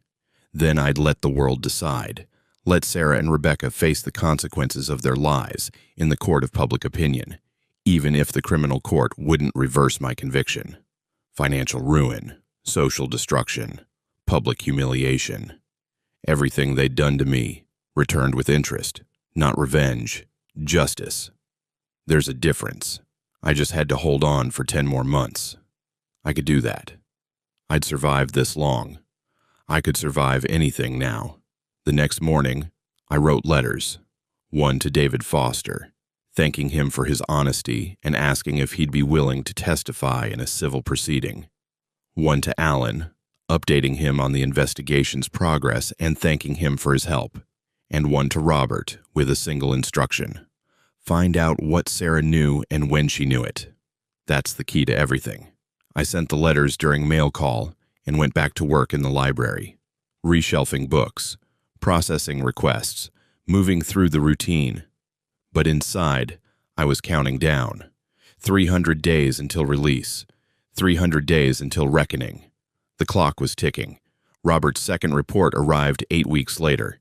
It was thinner than the first, only 12 pages, but its contents were explosive. He'd found something, or rather, someone. Supplemental Investigation Report. Subject: Sarah Harrison. Investigation into Sarah Harrison's knowledge and involvement in sister's false allegations has yielded significant findings. Key witness identified: Amanda Chen, former friend and co-worker of Sarah Harrison. Ms. Chen contacted investigator voluntarily after seeing investigators' interview requests posted in local community groups. She reports having direct knowledge of conversations between Sarah Harrison and Rebecca Foster prior to investigators' arrest. I sat up straighter on my bunk. Torres was working the evening shift in the kitchen, so I had the cell to myself, privacy to absorb whatever came next. Interview summary: Amanda Chen, conducted March 15, 2025. I've felt guilty about this for over a year. I should have said something sooner, but I didn't want to get involved. Sarah was my friend, or I thought she was. But what they did to Marcus was wrong. Completely wrong. I worked with Sarah at Northwest Pediatrics for 3 years. We were close. Had lunch together most days, talked about our lives, our families. She seemed really happy with Marcus, always talking about him, showing me pictures from their trips, planning their future. Then Rebecca moved in with them. That's when things changed. Sarah started complaining about Marcus more. Little things at first. He was working too much. He didn't help enough around the house. He didn't understand how hard it was having Rebecca there. Then the complaints got bigger. He was controlling, jealous, angry all the time. I met Marcus a few times at work functions. He seemed like a nice guy, quiet, professional, clearly loved Sarah. The things she was saying about him didn't match the person I'd met, but I figured every marriage has private struggles, right? Maybe he was different at home. Then one day, this was maybe 2 weeks before Rebecca went to the hospital, Sarah and Rebecca came to have lunch with me. We went to this little cafe near the hospital. Sarah seemed stressed, distracted. Rebecca was doing most of the talking. Rebecca started telling me about how hard her life had been, the divorce, the financial problems, how grateful she was that Sarah took her in. Then she said something that stuck with me. She said, "I just wish Sarah's husband appreciated what she does for people, for family." I didn't think much of it at the time, but then Rebecca kept going. She said, "Some men just don't respect women. They think they own you, control you. My ex-husband was like that. Marcus reminds me of him sometimes." Sarah didn't say anything, just looked down at her food. Rebecca continued, "If something ever happened, if Marcus ever crossed a line, Sarah knows I'd have her back. We'd have to protect ourselves, right? Women have to stick together." It was weird, really weird. Like she was planting seeds or something, testing how I'd react. I told them Marcus seemed like a good guy from what I'd seen, that every couple has stress, but they'd work it out. Rebecca got this look on her face. Cold. She said, "You never really know someone until they show you who they are. Sometimes that happens when you least expect it." After that lunch, I felt uneasy. Like I'd witnessed something off but couldn't quite name what it was. Then, 2 weeks later, Sarah called me crying. Said Rebecca had a miscarriage. Said Marcus had pushed her. Said Rebecca was in the hospital and they were going to press charges. I was shocked. Asked Sarah if she was sure, if she'd seen what happened. She said no, she wasn't there, but Rebecca told her everything. The argument, the push, the fall, the hospital. I asked if there was any other evidence, security cameras, witnesses, anything. Sarah got defensive, said, "You don't believe her? You think my sister would lie about something like this?" I backed off. I should have pushed harder, but I didn't want to lose Sarah's friendship. And honestly, I was scared of getting involved. But here's the thing that's haunted me ever since. About a week after Marcus was arrested, I saw Sarah and Rebecca at a restaurant. I wasn't supposed to be there. It was across town, nowhere near where Sarah usually went. I was there for a family dinner. I saw them through the window before going inside. They were celebrating something. Champagne, dessert, laughing. Rebecca was showing Sarah something on her phone, and they were both smiling. This was a week after the miscarriage. A week after Sarah's husband was arrested for assault. I didn't approach them. I felt sick watching them. I left before my family even got to the restaurant, made an excuse about feeling ill. The next day at work, I asked Sarah how she was doing. She put on this sad face and said everything was terrible, that she couldn't believe what Marcus had done, that she was traumatized. But I'd seen her the night before, celebrating. That's when I knew something was very wrong. But I still didn't say anything. I'm ashamed of that. I convinced myself I'd misread the situation, that maybe they were trying to stay positive despite the trauma, that I didn't know the full story, but I knew. Deep down, I knew. A month later, Sarah started asking me weird questions.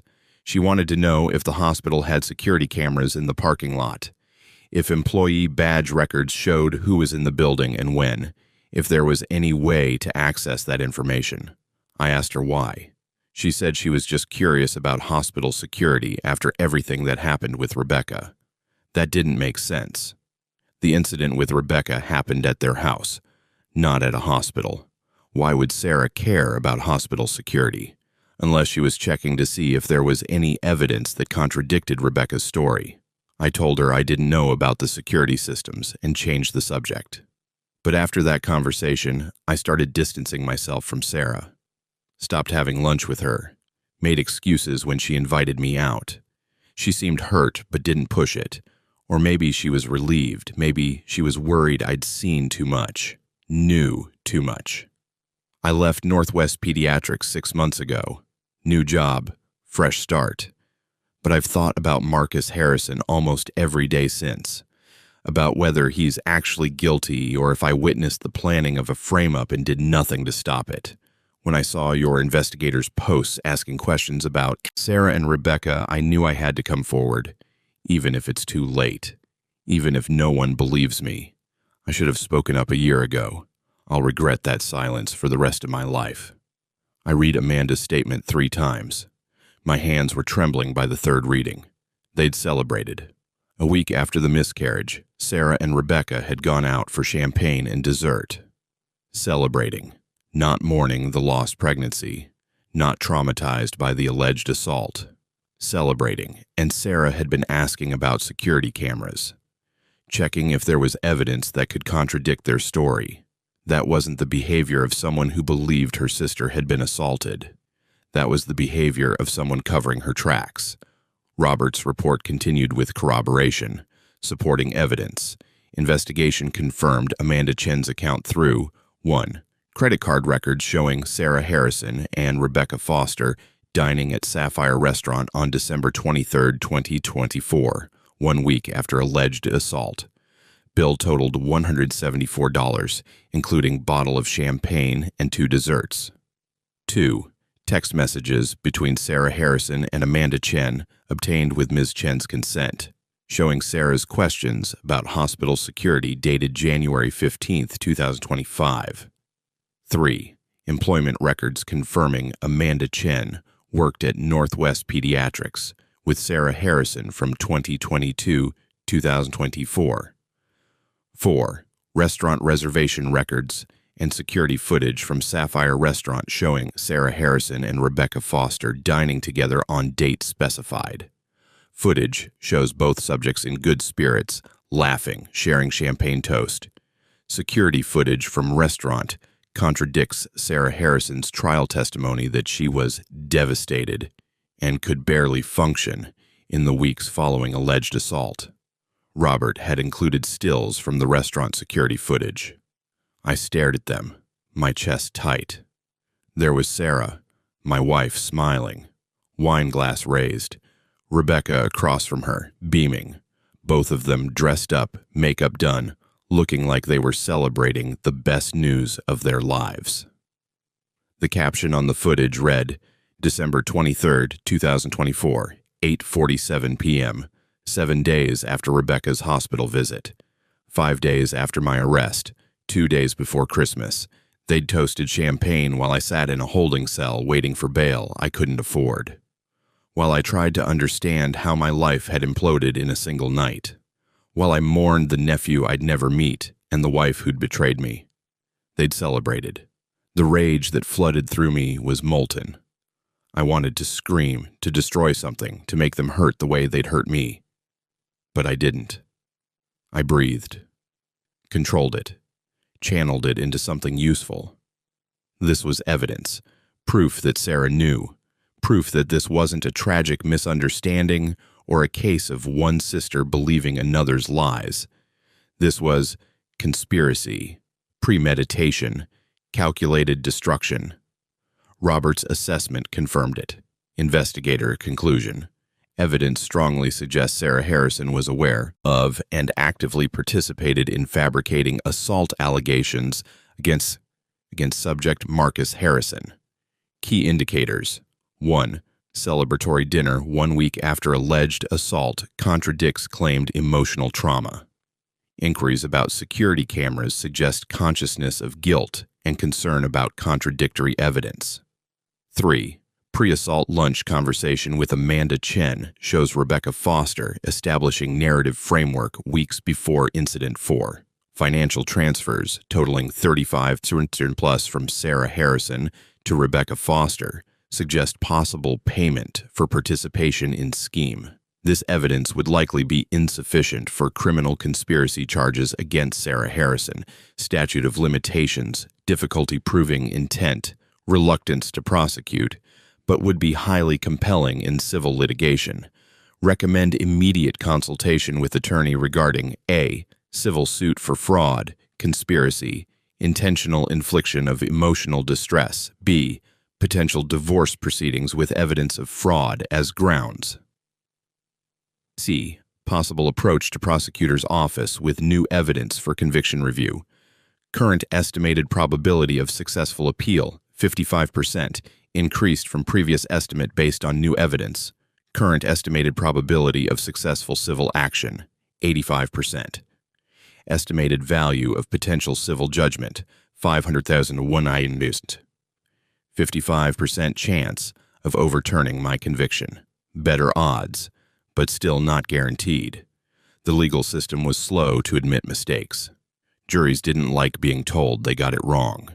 Even with this evidence, I might serve my full sentence. But 85% chance of winning a civil suit? That was nearly certain.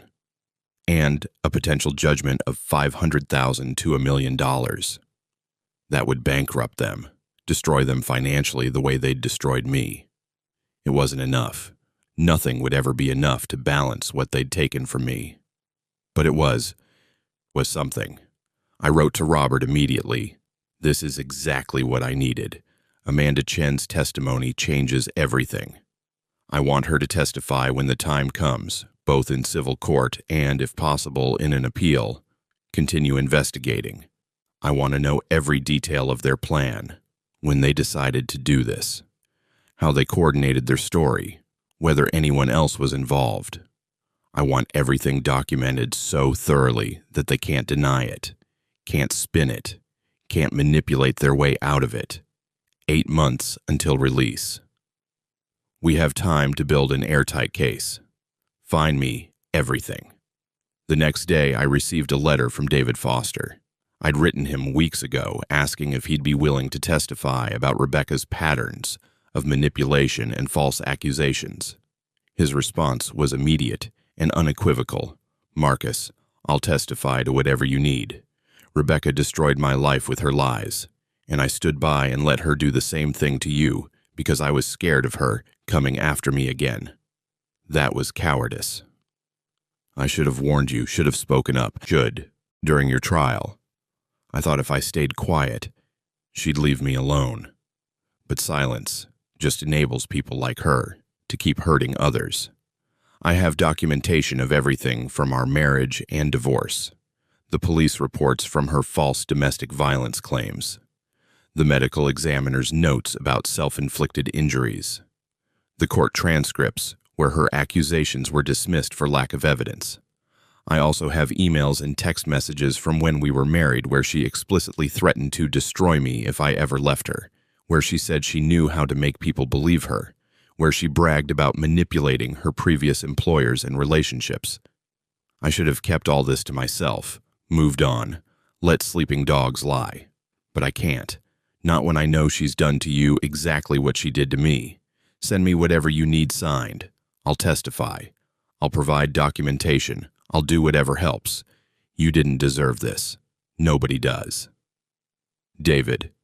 I added David's letter to my growing file of evidence. Between his testimony, Amanda's statement, the medical records, and the restaurant security footage, we had a compelling case.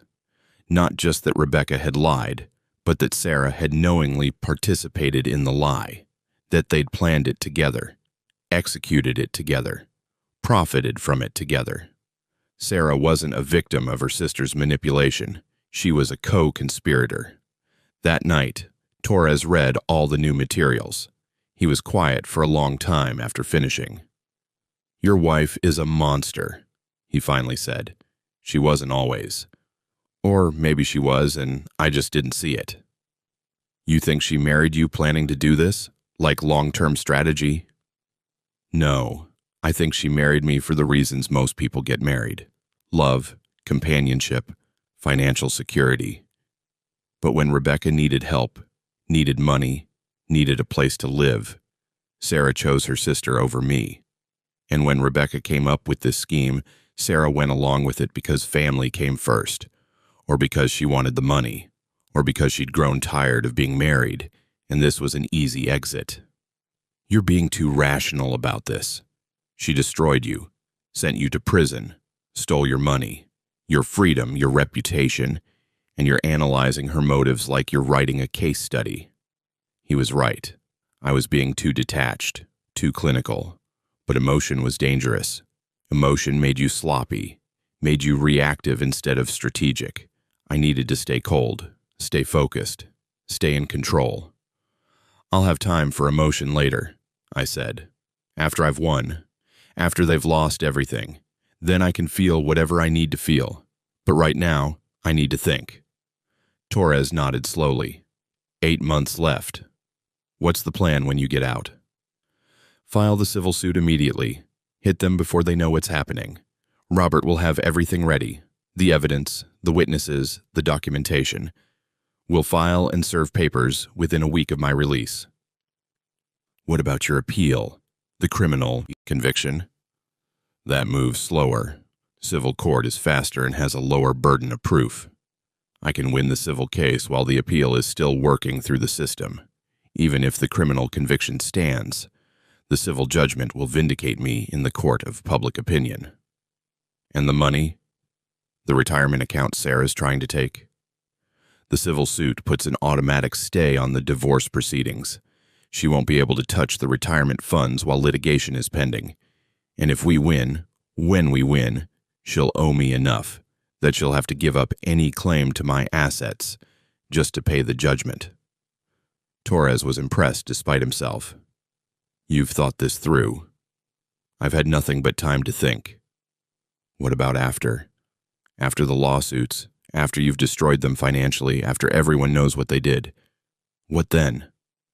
I didn't have an answer for that. I'd been so focused on survival, on investigation, on preparation for the fight ahead that I hadn't thought much about what came after victory. "I rebuild," I said finally. "New job, new life, new identity. I start over. Without Sarah. Without Sarah. You sure about that? Some part of you might still love her, might want to forgive her." I thought about the restaurant security footage. Sarah raising her champagne glass in celebration while I sat in a holding cell. Sarah transferring thousands of dollars to Rebecca every month. Sarah asking about security cameras to make sure there was no evidence contradicting their lies. "I'm sure," I said. "The woman I loved never existed, or if she did, she's dead now. What's left is just someone who looks like her. Torres accepted that. We sat in silence for a while, listening to the sounds of the cell block winding down for the night, doors closing, guards doing final counts, men settling into their bunks for another night in prison. 240 days left. 240 days until I walked out of here with everything I needed to reclaim my life. I could feel the future taking shape. Not just the legal strategy, but the emotional arc of what came next. The confrontation, the exposure, the reckoning. Sarah and Rebecca thought they'd gotten away with it. Thought I'd serve my time quietly and disappear afterward. Move to another state. Lick my wounds. Try to forget. They were wrong. I was going to make sure everyone knew what they'd done. Every friend, every coworker, every family member who'd believed their lies. I'd present the evidence so clearly, so completely that even the people who wanted to believe Sarah would have to face the truth, not revenge, justice. There's a difference. I opened my notebook, the one I'd been keeping since the first week of incarceration. Page after page of notes, observations, timelines, questions. I turned to a fresh page and wrote a new heading. Post-release action plan day 1. Meet with Robert Chen and review final evidence compilation day 2. Meet with civil attorney, file suit against Sarah Harrison and Rebecca Foster. Day 3. Serve papers. Day 4-7. Monitor their response. Prepare for counterattack week 2. File motion for stay on divorce proceedings. Week 3. Begin depositions. Week 4. Leak evidence to media if necessary to counter their narrative. The plan was taking shape. Concrete. Actionable. Real. I'd spent 14 months preparing for this. Learning the law. Building the case. Gathering the evidence. Controlling my emotions. Becoming the person who could execute this plan perfectly. The Marcus Harrison who'd been arrested 14 months ago couldn't have done this. That Marcus had been too emotional. Too reactive, too desperate to be believed. He would have made mistakes, let anger cloud his judgment, trusted the wrong people. Prison had refined me, stripped away the weakness, taught me patience, discipline, strategy. I was ready. I set down my pen and stared at the concrete ceiling of my cell. Torres was already asleep, breathing steady and even. The cell block was quiet except for the occasional cough or snore. In 8 months, I'd be free. I'd have my evidence, my witnesses, my plan, and Sarah and Rebecca would finally face the consequences of what they'd done. I closed my eyes and let myself imagine it, walking into that courtroom as a plaintiff instead of a defendant, watching Sarah's face as the evidence was presented, seeing her realize that I knew everything, that I documented everything, that there was no escape. The fantasy was sweet. But it was just that, a fantasy. Reality would be messier, more complicated. There would be setbacks and obstacles I couldn't anticipate. But I'd overcome them, the same way I'd overcome everything else, with patience, planning, relentless forward motion. 8 months. I could do anything for 8 months. I'd already done 14. Time moved differently in the 5th month of waiting. The initial desperation had long since faded, replaced by something harder and more sustainable, patience laced with purpose. I'd become a fixture in the prison library. The other inmates called me professor now, though I'd never taught a day in my life. They came to me with legal questions, help writing appeals, advice on their cases. I helped when I could, partly because it kept my skills sharp, but mostly because these men deserved someone who gave a damn about their situations. Most of them were guilty of what they'd been convicted for, but guilt wasn't binary. There were degrees, contexts, mitigating factors that courts often ignored in favor of expedience. And then there were the ones, like me, the wrongfully convicted, the framed, the victims of corrupt systems and malicious actors. You could spot them. They had a different energy, not the resignation of men who'd accepted their fate, but the coiled tension of people still fighting, still believing that truth mattered, that justice could be found, that the system would eventually correct itself. I'd stopped believing that. The system wasn't designed to find truth. It was designed to process cases efficiently, to maintain order, to protect itself from admitting error. If I was going to get justice, it wouldn't come from the system. It would come from my own relentless pursuit of evidence and strategic deployment of that evidence in the right venues. Robert's reports continued to arrive like clockwork. Every 2 weeks, another package. More interviews, more documentation, more pieces of the puzzle clicking into place. Investigation update, April 2025. Interviewed 3 additional former colleagues of Rebecca Foster. Pattern remains consistent. Subject presents as charming and helpful initially, then creates conflicts, positions herself as victim, makes accusations when confronted. Notable interview with Michael Stevens, former supervisor at Morrison Marketing Group, Rebecca's maiden name. She used Morrison professionally even after marriage. Rebecca was the most manipulative person I've ever managed. She was hired as a junior account coordinator, but immediately started positioning herself for advancement by undermining other team members.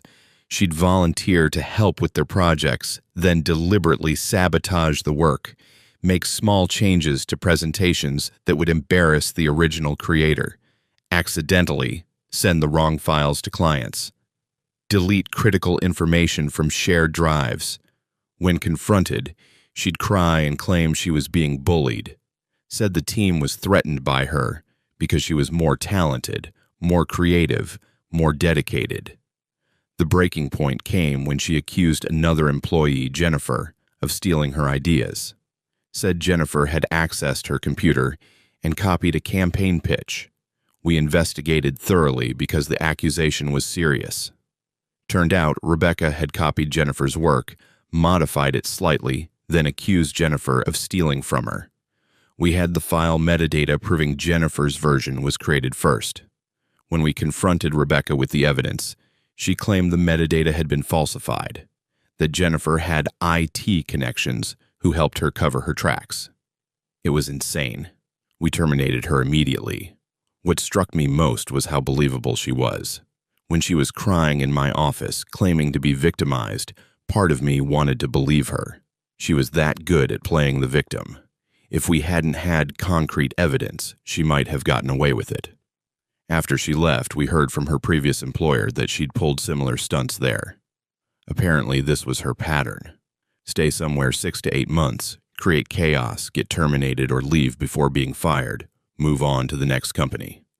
I'm not surprised she escalated to more serious accusations. People like that don't stop. They just get bolder. The pattern was unmistakable. Rebecca had been perfecting her technique for years, each iteration teaching her what worked, what didn't, how to be more convincing. The next time, by the time she accused me, she was an expert. Robert had also continued investigating Sarah's involvement. This section of the report was harder to read but necessary. Sarah Harrison, Financial Analysis. Update. Subject's financial activity shows continued suspicious patterns. Monthly transfers to Rebecca Foster have increased to $4,000–$5,000. Total transferred to date, $52,000. Additionally, subject has refinanced marital home, extracting $75,000 in equity, opened new credit cards in her name only, total credit limit, $40,000. Transferred funds from joint investment accounts to personal accounts, total $28,000. Made cash withdrawals, totaling $15,000, purpose unknown.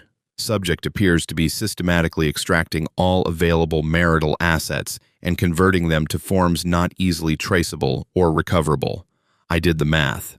Sarah had already taken or moved approximately $170,000 of our joint assets.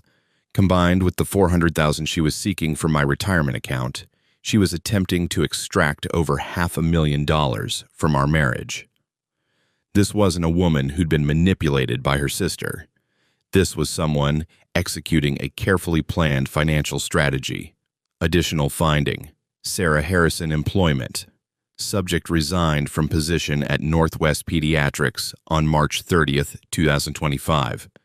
Exit interview cited personal reasons and family obligations. However, investigation revealed subject was asked to resign following complaints from coworker Amanda Chen, previously interviewed witness. According to HR records obtained through subpoena, Ms. Chen reported concerns about Ms. Harrison's credibility and professional conduct following discovery of Ms. Harrison's involvement in potentially fraudulent legal proceedings. Ms. Chen expressed discomfort working with Ms. Harrison and concern about liability to the practice. Ms. Harrison was offered opportunity to resign rather than face termination.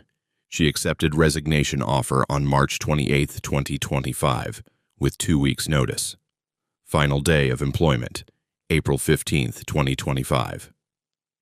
Sarah had lost her job because of Amanda's testimony, because the truth was starting to leak out. Good.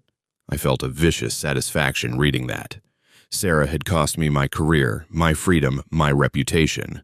Now she was experiencing just the smallest taste of consequences. But it also complicated things. Without employment, Sarah would be even more desperate for money, even more motivated to extract everything she could from our assets before the civil suit hit. Robert anticipated my concern. Recommendation: subject Sarah Harrison's unemployment and increased financial desperation suggest acceleration of asset extraction.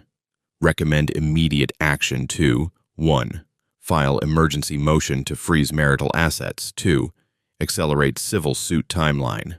File upon investigators' release rather than waiting for strategic timing. 3.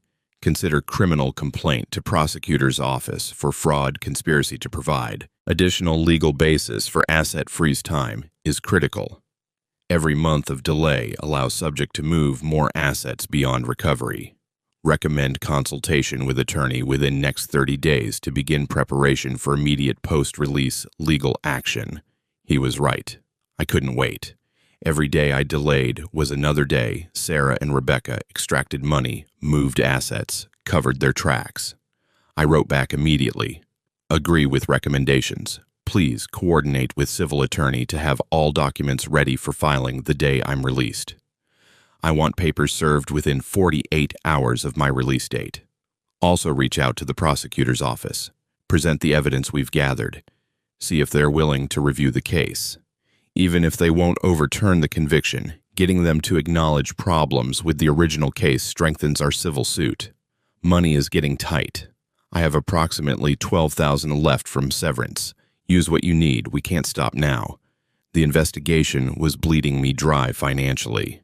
Between Robert's fees, attorney consultations, record requests, and expert witnesses, I'd burned through most of my severance. The retirement account I'd built over 15 years of work was locked up in divorce proceedings. The house Sarah and I had bought together had been refinanced without my knowledge or consent. When I got out, I'd have almost nothing. Maybe $12,000. No job, no home, no wife, no reputation. But I'd have the truth and the evidence to prove it. That had to be enough. Torres noticed my darkening mood one evening as we sat in the cell after dinner. "You're getting tense," he observed. "Different than before. Before you were focused. Now you're angry." Reading about Sarah stealing everything we built will do that. It's more than that. You're close to the end. 6 months left. You can see the finish line. That's when it gets hardest. Why? Because you can imagine freedom. Before, it was abstract. Someday, eventually. But now you can count the exact number of days. Picture walking out that gate. And every day you're still here feels like torture. He was right. The waiting was different now. Heavier, more oppressive. "How do you handle it?" I asked. "You've got 8 years left. How do you not go insane thinking about that?" Torres smiled grimly. "I don't think about it. I think about today, just today. The 8 years is too big to hold in your head all at once. It'll crush you if you try, so I break it down. Just get through today. tomorrow I'll worry about tomorrow. One day at a time, one day at a time. It was good advice, but I couldn't follow it. I needed the long view, needed to see the whole path from here to freedom to victory. Needed to plan every step. That was my strength, but also my curse. Investigation update, May 2025. Significant development. Rebecca Foster has retained attorney, Mitchell & Brown, LLP. Attorney has sent cease and desist letter demanding investigator halt all contact with Rebecca Foster's former employers, colleagues, and associates. Letter threatens harassment lawsuit if investigation continues. Claims investigator is conducting campaign of harassment and defamation against innocent victim of domestic violence. Legal assessment.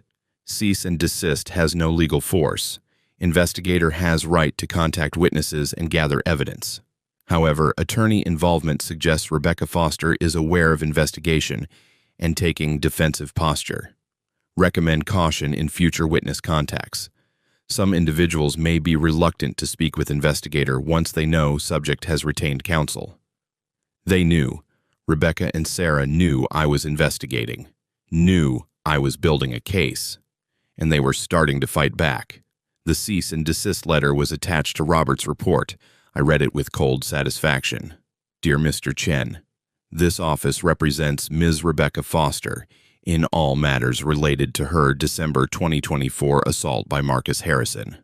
We have been informed that you have been contacting Ms. Foster's former employers, colleagues, and associates under the guise of investigating matters related to Mr. Harrison's criminal conviction.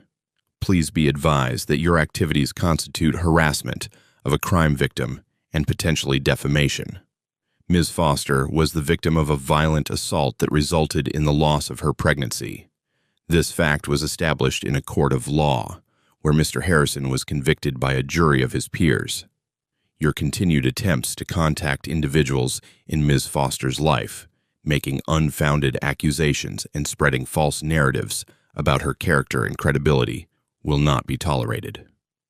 This letter serves as formal notice that you must immediately cease and desist all contact with Ms. Foster, her family members, her current or former employers, her colleagues, and her associates.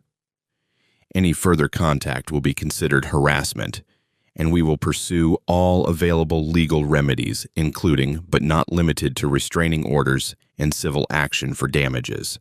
Additionally, you are hereby directed to preserve all documents, recordings, and materials related to your investigation, as they may be subject to discovery in future litigation.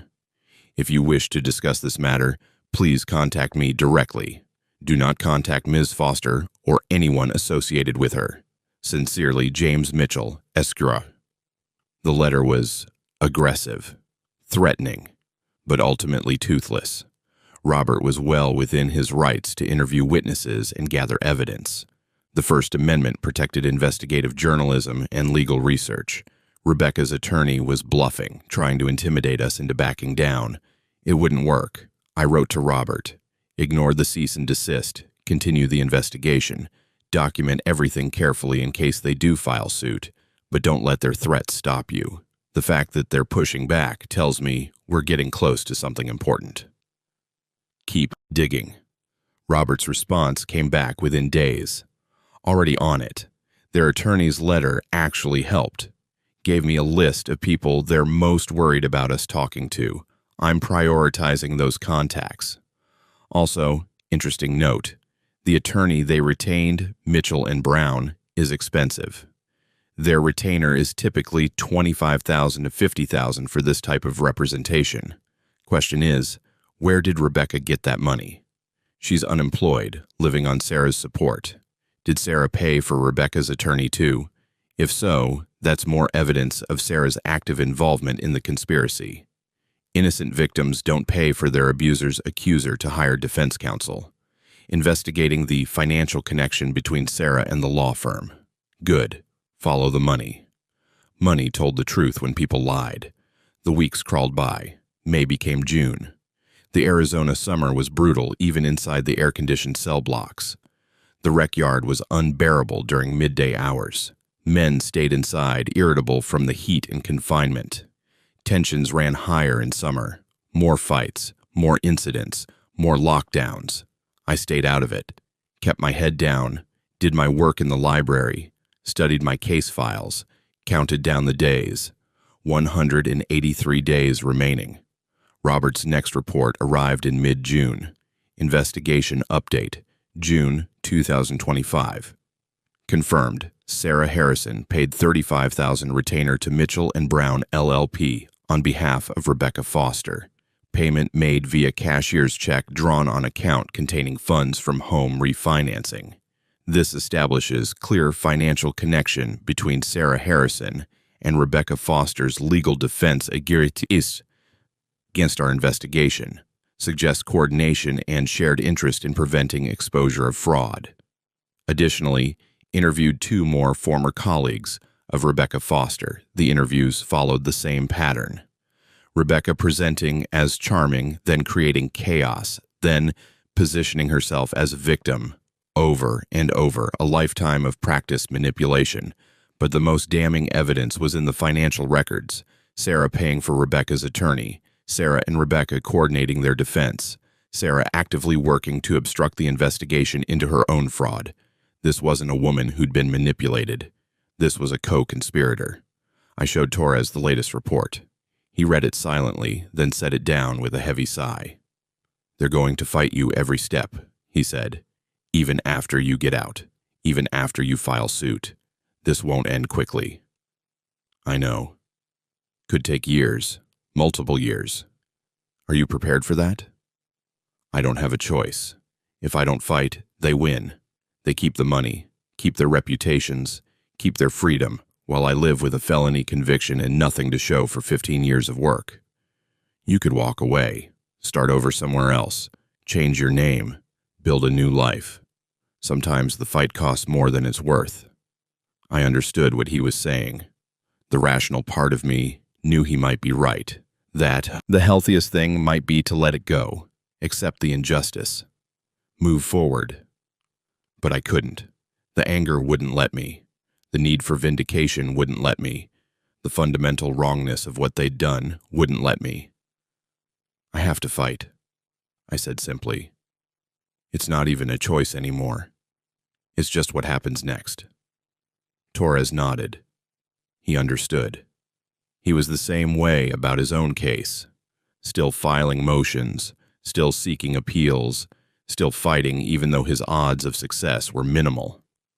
We were both too stubborn to quit, even when quitting might be the smart play. That night, I couldn't sleep. I lay on my bunk, staring at the ceiling, listening to Torres's steady breathing, and thought about what came next. 6 months from now, I'd walk out of here, file the lawsuit, serve papers, watch Sarah and Rebecca scramble to defend themselves.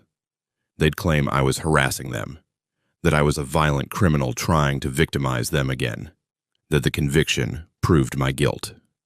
The media might believe them. Public opinion might side with them. Abusers often manipulated the narrative. After release, they'd say. This was textbook victim blaming, but I'd have evidence. Medical records showing the pregnancy had failed before the alleged assault. Restaurant footage showing them celebrating a week later. Financial records showing the conspiracy.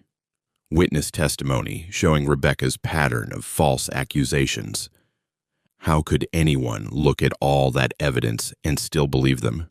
But people believed what they wanted to believe, what fit their existing narratives about the world. Domestic violence victim tells truth.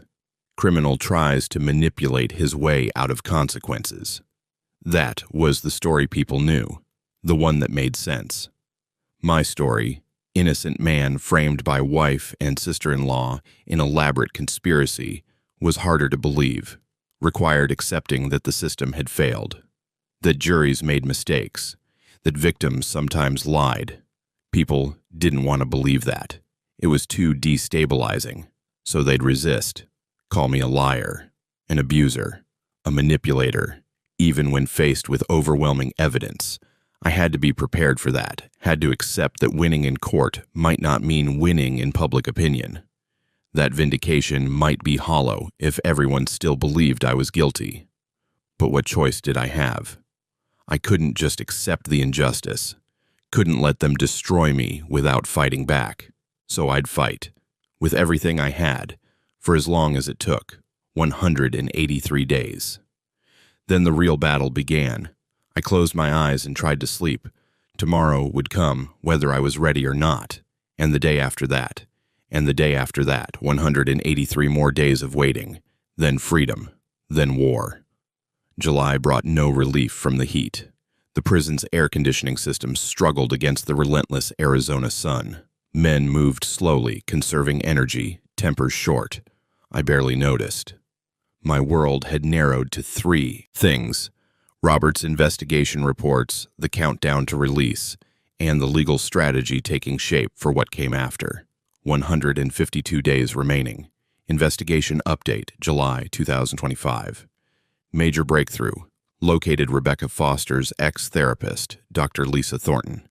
Dr. Thornton treated Rebecca for 6 months in 2022 following her divorce from David Foster. Dr. Thornton initially declined interview citing doctor-patient confidentiality. However, review of Arizona law revealed exception. Therapist may disclose information if patient has made credible threat to harm others or has engaged in fraud. After consultation with her attorney, Dr. Thornton agreed to limited interview regarding Rebecca's patterns of behavior as they relate to investigators' case. My pulse quickened. A therapist, someone who'd seen inside Rebecca's head, someone trained to recognize manipulation and pathology. Interview summary. Dr. Lisa Thornton, licensed clinical psychologist. I need to be very careful about what I disclose. Patient confidentiality is sacred, but having reviewed the evidence your investigator provided, the medical records, the witness statements, the pattern of false accusations, I believe there's a legitimate concern that my former patient may have perpetrated fraud resulting in wrongful imprisonment. Arizona law allows limited disclosure in cases where the patient poses danger to others or has engaged in serious criminal conduct. I believe this qualifies. Rebecca Foster came to me in March 2022, referred by her divorce attorney. She just separated from her husband and was struggling with what she described as trauma from years of abuse. In our early sessions, she presented as a classic domestic violence survivor, fearful, hypervigilant, struggling with trust. She described her ex-husband as controlling, violent, manipulative, said he'd hit her, threatened her, isolated her from friends and family. But over time, inconsistencies emerged. The stories would change, details would shift, timelines wouldn't match. When I'd point out these inconsistencies gently, asking her to help me understand, she'd become defensive, accuse me of not believing her, of taking her abuser's side.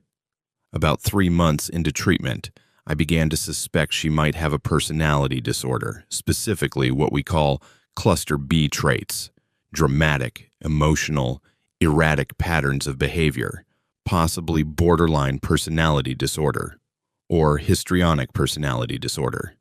These disorders often involve intense but unstable relationships, pattern of viewing others as all good or all bad, difficulty maintaining stable sense of self, tendency to create drama or crisis, using victimhood as identity and means of controlling others.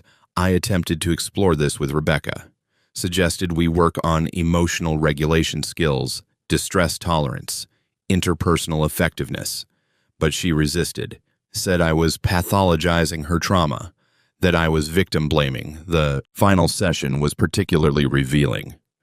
Rebecca came in agitated, said she'd met a man at a coffee shop who'd asked for her number. She'd given it to him, they'd texted a few times, then he'd stopped responding. She was convinced he'd rejected her because her ex-husband had poisoned people against her. Said David must have contacted this man somehow, told him lies, ruined her chance at a relationship. I asked if there might be simpler explanations. Maybe the man had gotten busy, or met someone else, or simply wasn't interested. Common dating scenarios. Rebecca became furious. Said I was minimizing her reality, that I didn't understand how far her ex-husband would go to destroy her life, that he was watching her, tracking her movements, sabotaging her relationships. I suggested this might be paranoid thinking, that we should explore where these beliefs were coming from. She terminated therapy that day, said I was incompetent, that I was part of the problem, that all therapists were frauds who pretended to help but really just gaslit their patients. I haven't heard from her since, but reading your investigator's materials, the pattern of false accusations, the medical evidence suggesting staged injuries, the witness accounts of manipulation, it all fits the profile I was seeing in our sessions. Rebecca Foster is someone who genuinely believes her own narratives. When she says she's a victim, she believes it completely, even when the evidence contradicts her story, even when she's the one who created the situation, she experiences herself as victimized. That's what makes people like this so dangerous and so convincing. They're not consciously lying.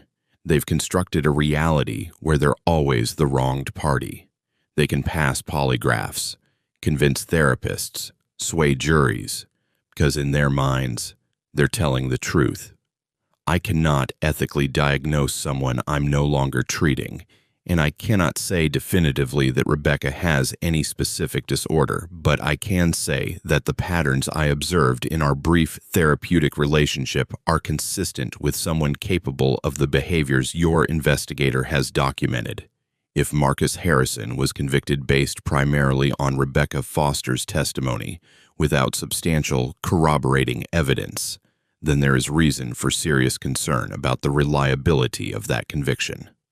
I read Dr. Thornton's statement 3 times. Each reading hit differently.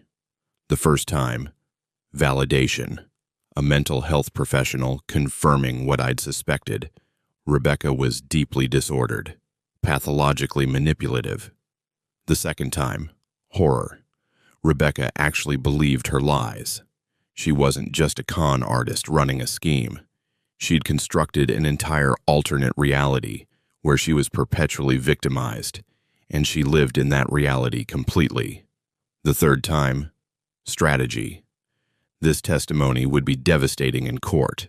A therapist explaining how Rebecca's personality disorder made her both convincing and dangerous. How people like her could fool experts, juries, even themselves. I wrote to Robert, Dr. Thornton's testimony is exactly what we need. Her psychological expertise gives weight to all the other evidence. She can explain to a jury why Rebecca seemed so believable, why she could pass as a credible witness despite lying. Can we get her to testify? Will she be willing to go on record in court? Robert's response came quickly. Dr. Thornton is willing to testify as expert witness if subpoenaed.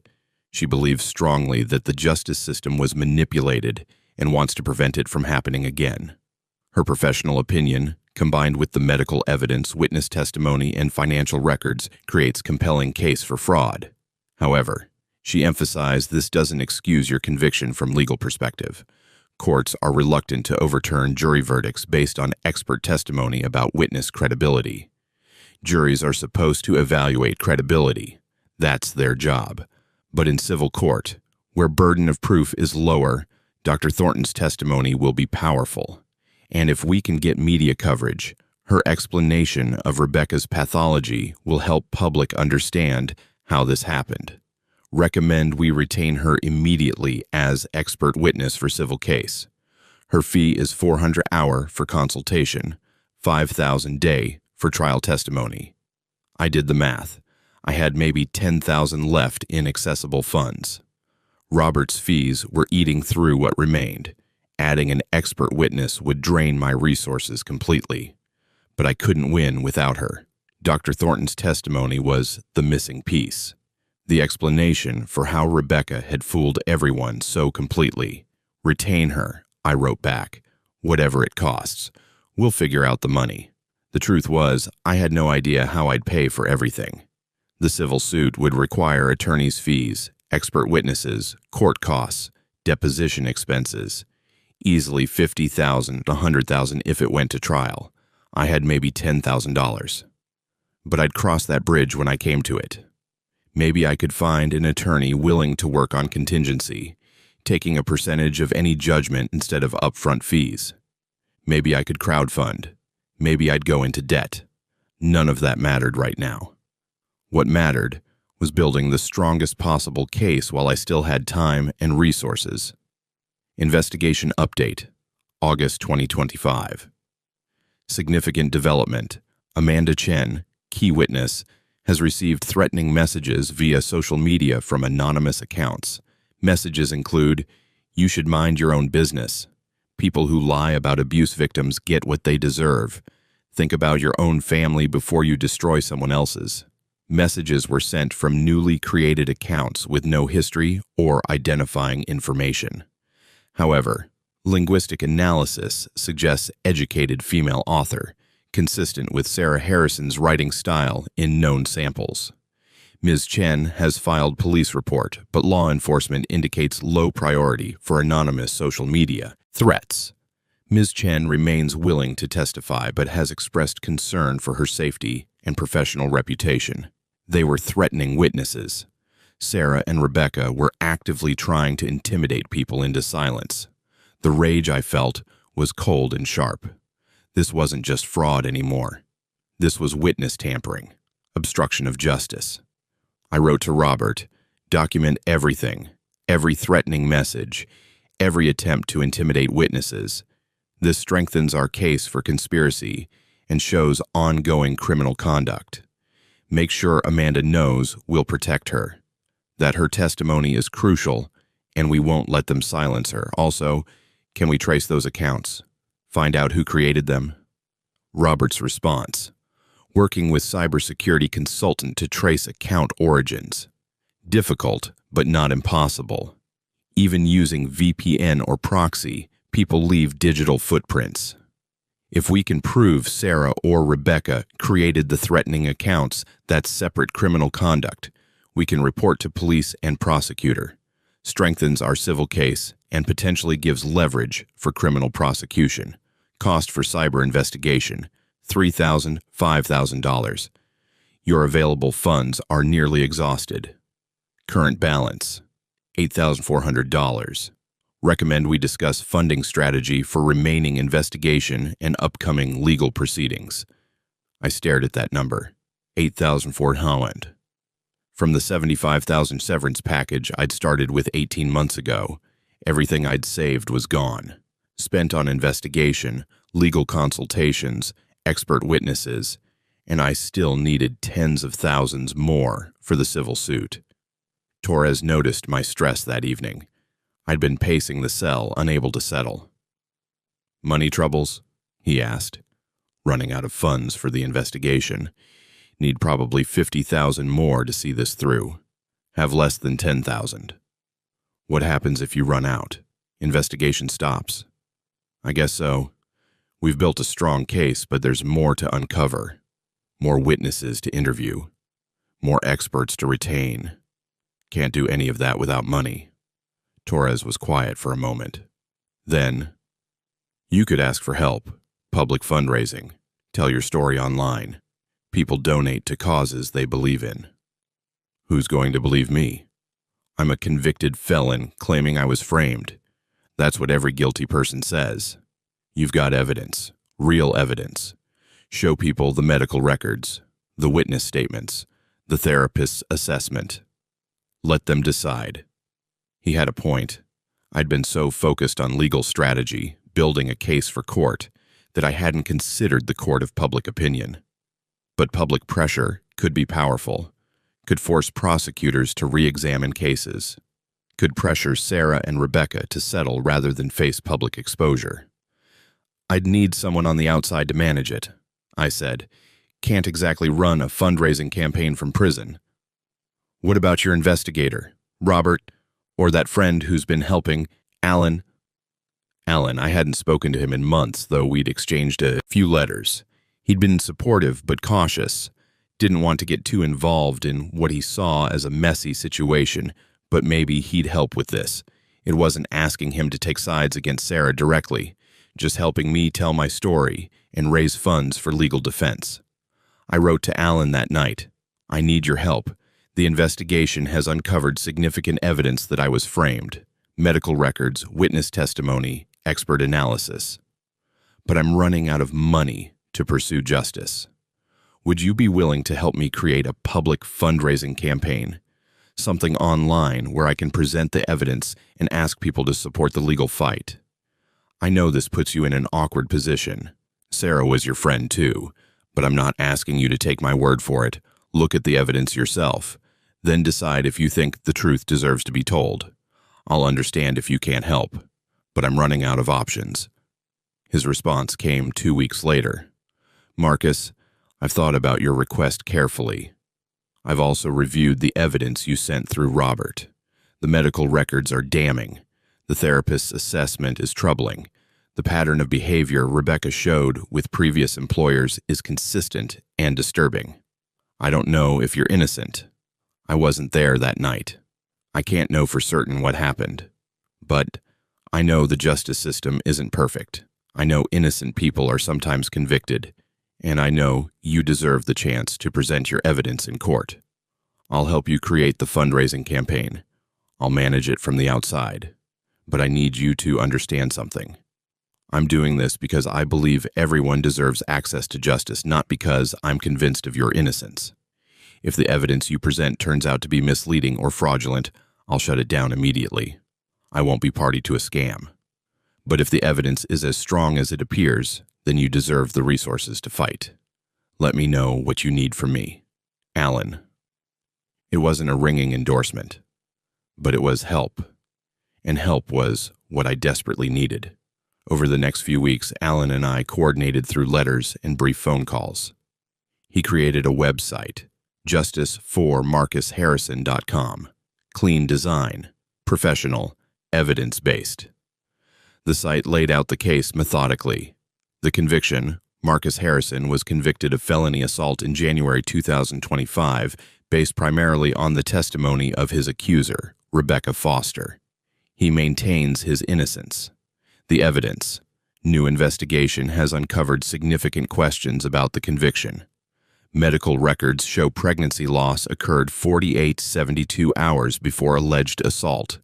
Bruising patterns inconsistent with fresh trauma. Witness testimony reveals pattern of false accusations by accuser. Therapist assessment suggests personality disorder affecting credibility. Financial records show suspicious transfers between accuser and witness. The goal: raise funds for legal representation. 2. 1. File civil suit for fraud and wrongful conviction. Pursue appeal of criminal conviction. Present evidence to prosecutor for case review. The ask: $75,000 to cover legal fees, expert witnesses, and investigation costs. Alan included the key documents, redacted to protect privacy, but showing enough detail to be compelling. Medical reports, Dr. Thornton's statement, Amanda Chen's testimony, the restaurant security footage showing Sarah and Rebecca celebrating. The evidence spoke for itself. The site went live on September 15, 2025, 93 days before my release. The response was immediate and overwhelming. Day 1, $8,004 raised from 127 donors. Day 2, $15,200 total. Day 3, $23,800 total. 10 messages poured in. This happened to my brother. The system failed him too. I believe you. The medical evidence is clear. This man deserves justice. Everyone deserves a fair trial and competent legal representation, supporting your fight. Not everyone was supportive. Some donors left angry messages. Typical abuser claiming he was framed. You all fall for this. Domestic violence victims are already afraid to come forward. This campaign makes it worse. A jury convicted him. Trust the system. But the support outweighed the criticism 3-1. By the end of the first week, we'd raised $34,000. Alan was shocked. People really believe you, he said during our next call. They believe the evidence, I corrected. That's different. Maybe. But they're donating, sharing the site, writing articles about it. You're becoming a cause. That made me uncomfortable. I didn't want to be a cause or a symbol. I just wanted justice. But if becoming a public story helped me get justice, I'd accept it. By the end of September, the fundraising campaign had reached $52,000. Enough to retain proper attorneys, enough to pay expert witnesses, enough to fight. The money was placed in a trust managed by Alan, earmarked specifically for legal expenses. I couldn't access it directly. I was still in prison, but my attorneys could draw from it for approved costs. Robert continued investigating, now fully funded. The cyber analysis traced the threatening messages to an IP address in Sarah's neighborhood. Not definitive proof she'd sent them, but strong circumstantial evidence. More witnesses came forward after seeing the website. Former neighbors of Sarah and Rebecca. People who'd observed odd behavior, inconsistencies. Red flags they'd dismissed at the time, but now seemed significant. The case was building into something massive, something undeniable. Sarah and Rebecca had to know, had to see the website, had to realize what was coming. But they didn't reach out, didn't try to settle or negotiate or explain. They just went silent. Their attorney sent one more cease and desist letter, threatening to sue Alan for defamation. Alan's response, drafted by our newly retained attorney, was beautifully concise. Truth is an absolute defense to defamation. We stand by every statement on the website. If your clients believe any statement is false, please identify it specifically and we will review. Otherwise, consider this notice that we will not be intimidated or silenced. They didn't respond. 60 days until release. The legal team was in place. The evidence was compiled. The strategy was set. I just had to wait a little longer. 60 more days. Then everything changed. November 18th, 2025. 2 years, 11 months, and 2 days after Rebecca went to the hospital. 730 days after my arrest. 728 days in custody. But who was counting? Torres woke me at 5 a.m., though I'd barely slept. Big day, Professor. Big day, I agreed. The release process was anticlimactic. Sign here, inventory your belongings, change into civilian clothes that hung loose on my frame. I'd lost 20 pounds. Collect your gate money, $50. You've got people waiting? The discharge officer asked without interest. Yeah, I've got people. Alan was in the parking lot, leaning against his car. He looked older than I remembered. Grayer, more tired. Or maybe I'd just forgotten what normal people looked like. Marcus. He extended his hand. I shook it. Thank you. For everything. Let's get you somewhere you can breathe. The drive into Phoenix was disorienting. Too much space, too many colors, too much movement. Prison narrows your world until everything else feels overwhelming. Alan didn't push conversation, which I appreciated, just drove. We stopped at a diner. I ordered coffee and eggs. The coffee tasted like freedom, bitter and perfect. Your apartment is ready, Alan said. Furnished. Month-to-month lease. It's not much, but it's yours. The fundraising money covered it. The legal team approved the expense. You need a stable address for the court proceedings. I nodded. Everything had been arranged. Robert and the attorneys had coordinated every detail during my final month inside. Today, get settled, acclimate to freedom. Tomorrow, file the lawsuit.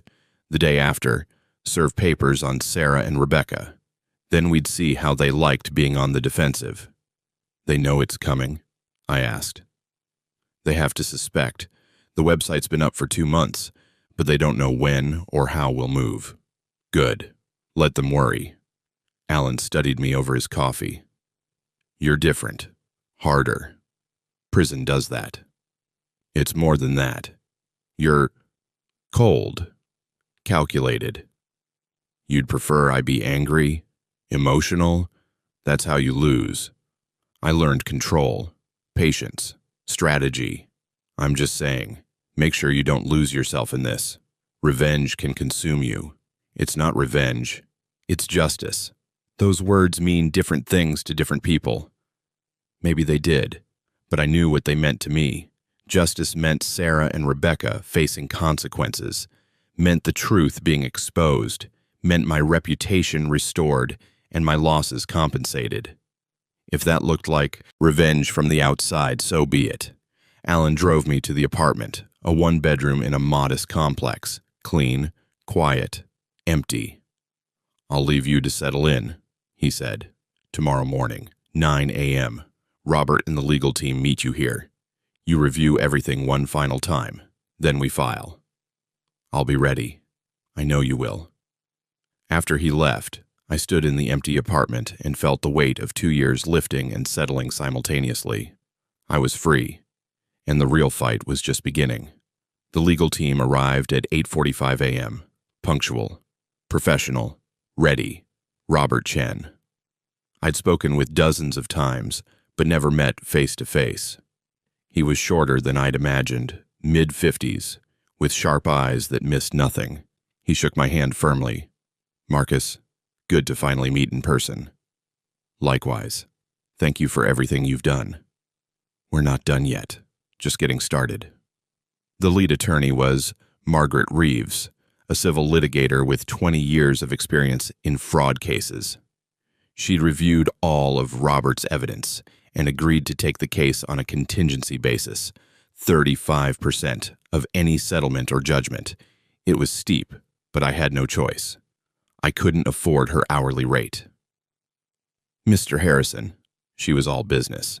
"Before we proceed, I need to confirm you understand what we're undertaking." "I understand." "Do you? Civil litigation is expensive, time-consuming, and emotionally draining. Even with strong evidence, there are no guarantees. Your wife and her sister will fight back. They'll make allegations. They'll try to paint you as an abuser seeking revenge. The media attention could get ugly." "I understand," I repeated. "I want to proceed." She nodded. "Then let's review the complaint one final time." The lawsuit ran to 47 pages. Dense legal language, but the story was clear. Marcus Harrison v. Sarah Harrison and Rebecca Foster's complaint for 1. Fraud and misrepresentation. 2. Conspiracy to commit fraud. 3. Intentional infliction of emotional distress. 4. Malicious prosecution. 5. Defamation, factual background. Plaintiff Marcus Harrison was married to defendant Sarah Harrison from June 2019 until his wrongful incarceration in December 2024. Defendant Rebecca Foster is Sarah Harrison's sister. In September 2024, Rebecca Foster moved into the marital home after financial difficulties and divorce from her husband David Foster. On December 16, 2024, Rebecca Foster presented to St. Catherine's Hospital claiming she had been pushed downstairs by plaintiff, resulting in miscarriage. Based solely on Rebecca Foster's accusations, plaintiff was arrested, charged with felony assault, and subsequently convicted in January 2025. Post-conviction investigation has revealed extensive evidence that Rebecca Foster fabricated the assault allegations and that Sarah Harrison knowingly participated in and benefited from this fraud. The complaint then laid out the evidence methodically. Medical records showing the fetal demise occurred 48-72 hours before the alleged assault. Bruising patterns inconsistent with fresh trauma. Dr. Thornton's assessment of Rebecca's personality disorder and credibility issues. The restaurant security footage of Sarah and Rebecca celebrating 1 week after the miscarriage. The financial transfers totaling over $50,000 from Sarah to Rebecca. The threatening messages to witnesses. 47 pages of documented fraud. Margaret walked me through each count. Fraud and misrepresentation is straightforward. Rebecca made false statements knowing they were false, intending to harm you, and you suffered damages as a result. Conspiracy requires proving Sarah and Rebecca worked together.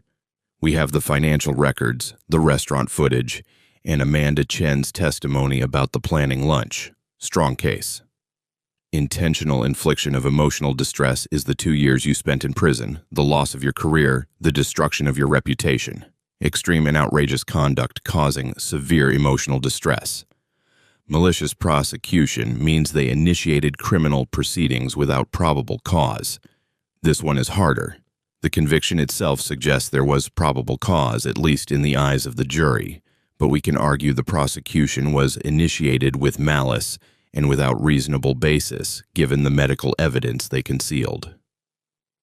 Defamation is their false statements about you to third parties, Sarah's testimony at trial, Rebecca's statements to police, hospital staff, friends, all provably false and damaging to your reputation. Our damages claim is substantial, Margaret continued. Lost wages for 2 years, approximately $180,000. Lost retirement contributions and career advancement, $50,000. Emotional distress, $500,000. Punitive damages, $500,000. Total claim, $133 million. The number was staggering. Even if we won, Sarah and Rebecca likely couldn't pay it. Sarah might have $200,000 in assets, the house equity, savings, what remained of our joint accounts. Rebecca had virtually nothing. But winning a judgment wasn't just about collecting money. It was about public vindication, about forcing them to admit on the record what they'd done, about creating a legal finding of fraud that could support my criminal appeal. When we file this, Margaret said, it becomes public record. Media will cover it. Your story will be everywhere. Sarah and Rebecca will respond. They'll give interviews, hire PR firms, fight back in the court of public opinion. Let them, I said. The evidence speaks for itself. Evidence doesn't always matter in the court of public opinion, you know that. I did know that. I'd been convicted despite evidence of my innocence. Public perception was malleable, emotional, irrational. But I had something Sarah and Rebecca didn't: the truth, and documentation, and witnesses willing to testify. I'm ready, I said, and file it. Margaret opened her briefcase and pulled out the signature pages. Sign here, here, and here. This authorizes me to file the complaint on your behalf. I signed. 3 quick signatures. Marcus Harrison, Marcus Harrison, Marcus Harrison. My hand was steady. We'll file electronically within the hour, Margaret said. Papers will be served on Sarah and Rebecca this afternoon. They'll have 30 days to respond. What do you expect them to do? Deny everything. Claim you're an abuser trying to re-victimize them. File a motion to dismiss based on the criminal conviction. Argue that the jury verdict precludes this civil suit. Possibly countersue for harassment or abuse of process. Can they win on a motion to dismiss? Unlikely. The criminal conviction was for assault. This suit is for fraud and conspiracy. Different claims, different evidence. The judge won't dismiss just because you were convicted criminally. And the countersuits? Nuisance tactics, meant to intimidate and drain resources. We'll fight them. Robert spoke up. We should also expect them to intensify the witness intimidation, more threatening messages, possibly hiring their own investigators to dig up dirt on our witnesses. Amanda Chen needs to be prepared. I've already spoken with her, Margaret said. She's nervous but committed. She knows she's doing the right thing. I thought about Amanda, a woman I'd never met but who'd shown more courage than most people ever would. Coming forward despite the threats, despite the social pressure, despite knowing she'd be vilified for speaking against a domestic violence victim. Make sure she knows I'm grateful, I said. I will. Margaret packed up her materials. The next few weeks will be intense. Once they're served, they'll likely reach out through their attorney. Might make settlement overtures. Might try to negotiate. I'm not settling, I said immediately. Marcus, I'm not settling. I want a trial. I want a jury to hear the evidence. I want a public verdict that says I was framed. Margaret exchanged a glance with Robert. Settlement might be in your best interest. A trial is risky, expensive, and traumatic. Even with our evidence, juries are unpredictable. And if we lose, you get nothing and you're still a convicted felon. If we settle, Sarah and Rebecca admit nothing. They pay some money and move on with their lives. I get a check, but no vindication. That's not enough. Vindication doesn't pay your bills. Neither does a settlement that doesn't come close to covering my losses. Margaret sighed. I respect your position, but I need you to think practically. We can demand a settlement that includes public admission of wrongdoing, a statement they release acknowledging the fraud. That gives you vindication without the risk of trial. Would they agree to that? Probably not, but it's negotiable. The point is, don't close yourself off to settlement entirely. Stay flexible. I didn't want to be flexible. I wanted to destroy them in court, but Margaret was right. I needed to think strategically. I'll consider it, I said, but my preference is trial. Understood. Let's see how they respond first. After Margaret and Robert left, I sat alone in the apartment and let the reality sink in. The lawsuit was filed. Right now, at this moment, court clerks were processing the complaint. Within hours, it would be public record. Journalists would find it, write articles, contact me for comment. And this afternoon, process servers would knock on Sarah's door and Rebecca's door and hand them legal papers informing them they were being sued for $133 million. I imagined Sarah's face when she opened the envelope. The shock, the fear, the anger. For 2 years, she'd had all the power. She'd testified against me, taken my money, lived in our house while I rotted in a cell. Now the tables were turning. I pulled out my phone, a cheap prepaid model Alan had gotten me, and checked the fundraising website. The total had reached $67,000, more than enough to fund the litigation through trial if necessary. Messages continued to pour in. Just saw the news about your lawsuit, fighting with you. The evidence is clear. This is a travesty. Donating $100. My ex-wife falsely accused me too. The system is broken. Thank you for fighting back. I wasn't alone in this. That realization hit me hard. Thousands of people believed me, supported me, wanted me to win, not because they knew me personally, but because the evidence convinced them, because they'd seen or experienced similar injustices, because they understood that the system wasn't perfect, and innocent people sometimes suffered. My phone rang. Alan. It's done, he asked. Filed an hour ago. Servers are delivering papers this afternoon. How do you feel? How did I feel? I searched for the right word. Not victorious. Not yet. Not relieved. The fight was just beginning, but purposeful. Alive. In control. Focused, I said finally. I feel focused. Good. Because this is when it gets messy. They're going to fight dirty. Let them. I've been through worse. Have you? Prison was terrible, but at least you knew the rules. This is different. This is public, personal. They'll attack your character, your credibility, your sanity. I know. And you're ready for that? I have to be. Alan was quiet for a moment. You've changed, Marcus.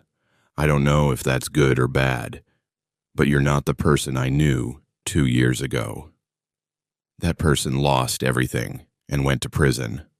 I'm someone different now, someone who fights back. Just don't lose yourself completely. Don't become as ruthless as they are. I won't. But I won't be a victim either. After we hung up, I stood at the window looking out over Phoenix. Somewhere in this city, Sarah was receiving papers, reading the complaint, realizing her life was about to become as chaotic and painful as she'd made mine. I felt no sympathy, only satisfaction. The fight was on.